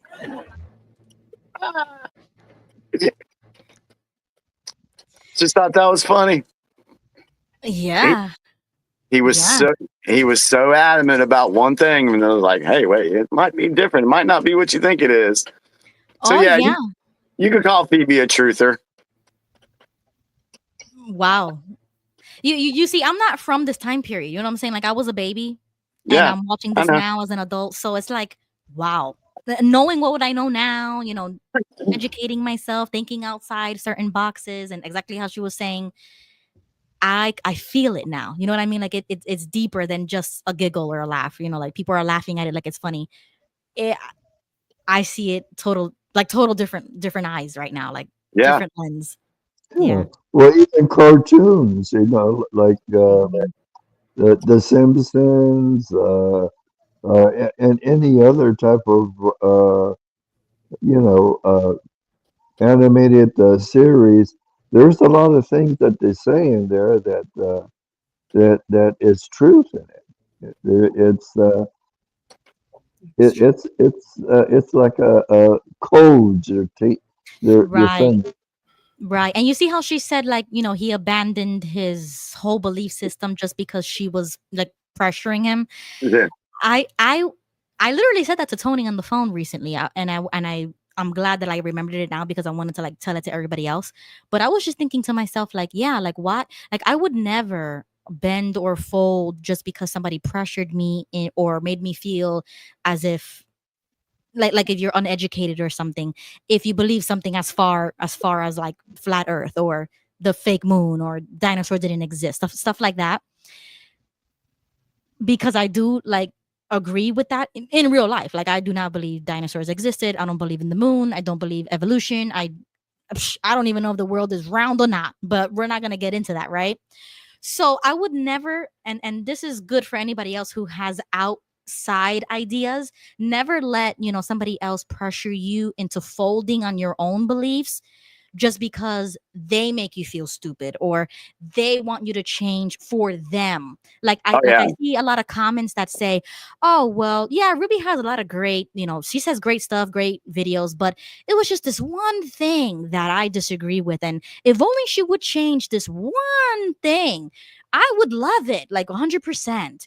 And it's like, okay, great, but I don't care. Like, I'm not going to change one thing because majority of people don't agree with the same thing, or to be liked, or to be, favored when it comes to a certain topic. You know what I'm saying? Like, don't fall into the peer pressure of that, because that's exactly what I would say and what I would do. It was like, no, I believe in this right now, and I will hold my flag, like I will plant my flag down right there until I change that for myself.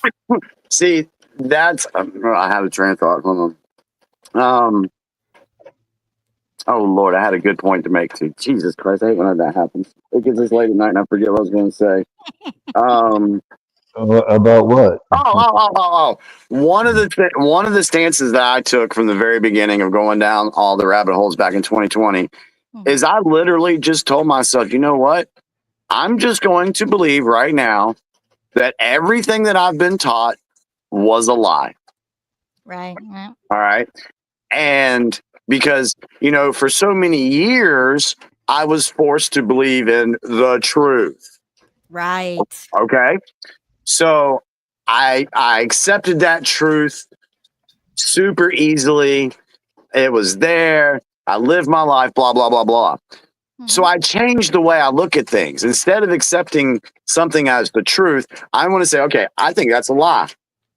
Now, if I think it's a lie, let me go dig and see whether or not I'm correct about this or not. Whether, I can find the true information about this certain thing that I think is a lie.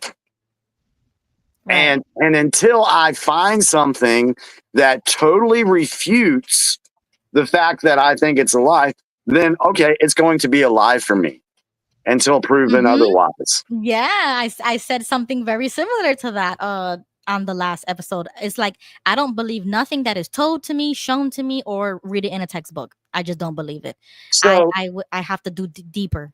And so when I get attacked for, oh, well, Jimmy doesn't believe this, he doesn't think this happened, he doesn't think, you're damn right I don't, because no one's giving me hardcore 100% unsubstantiated facts to state that position that you're wanting me to believe.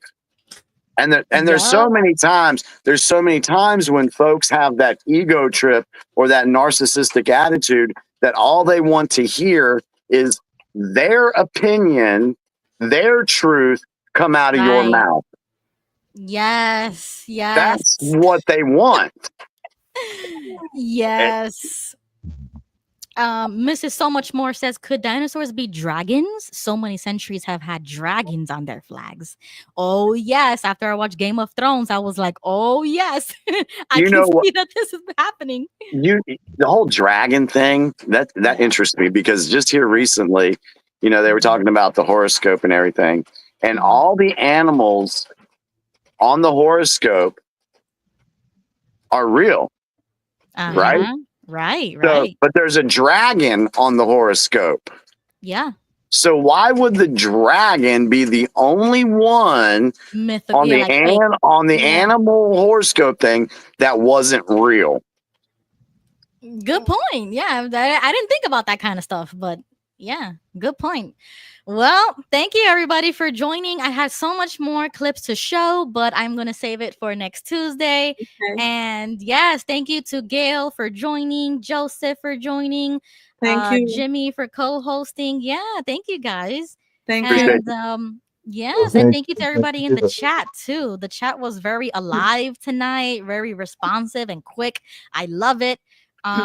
We have this new feature, like now you could see the chat section on the actual stage. Oh, okay.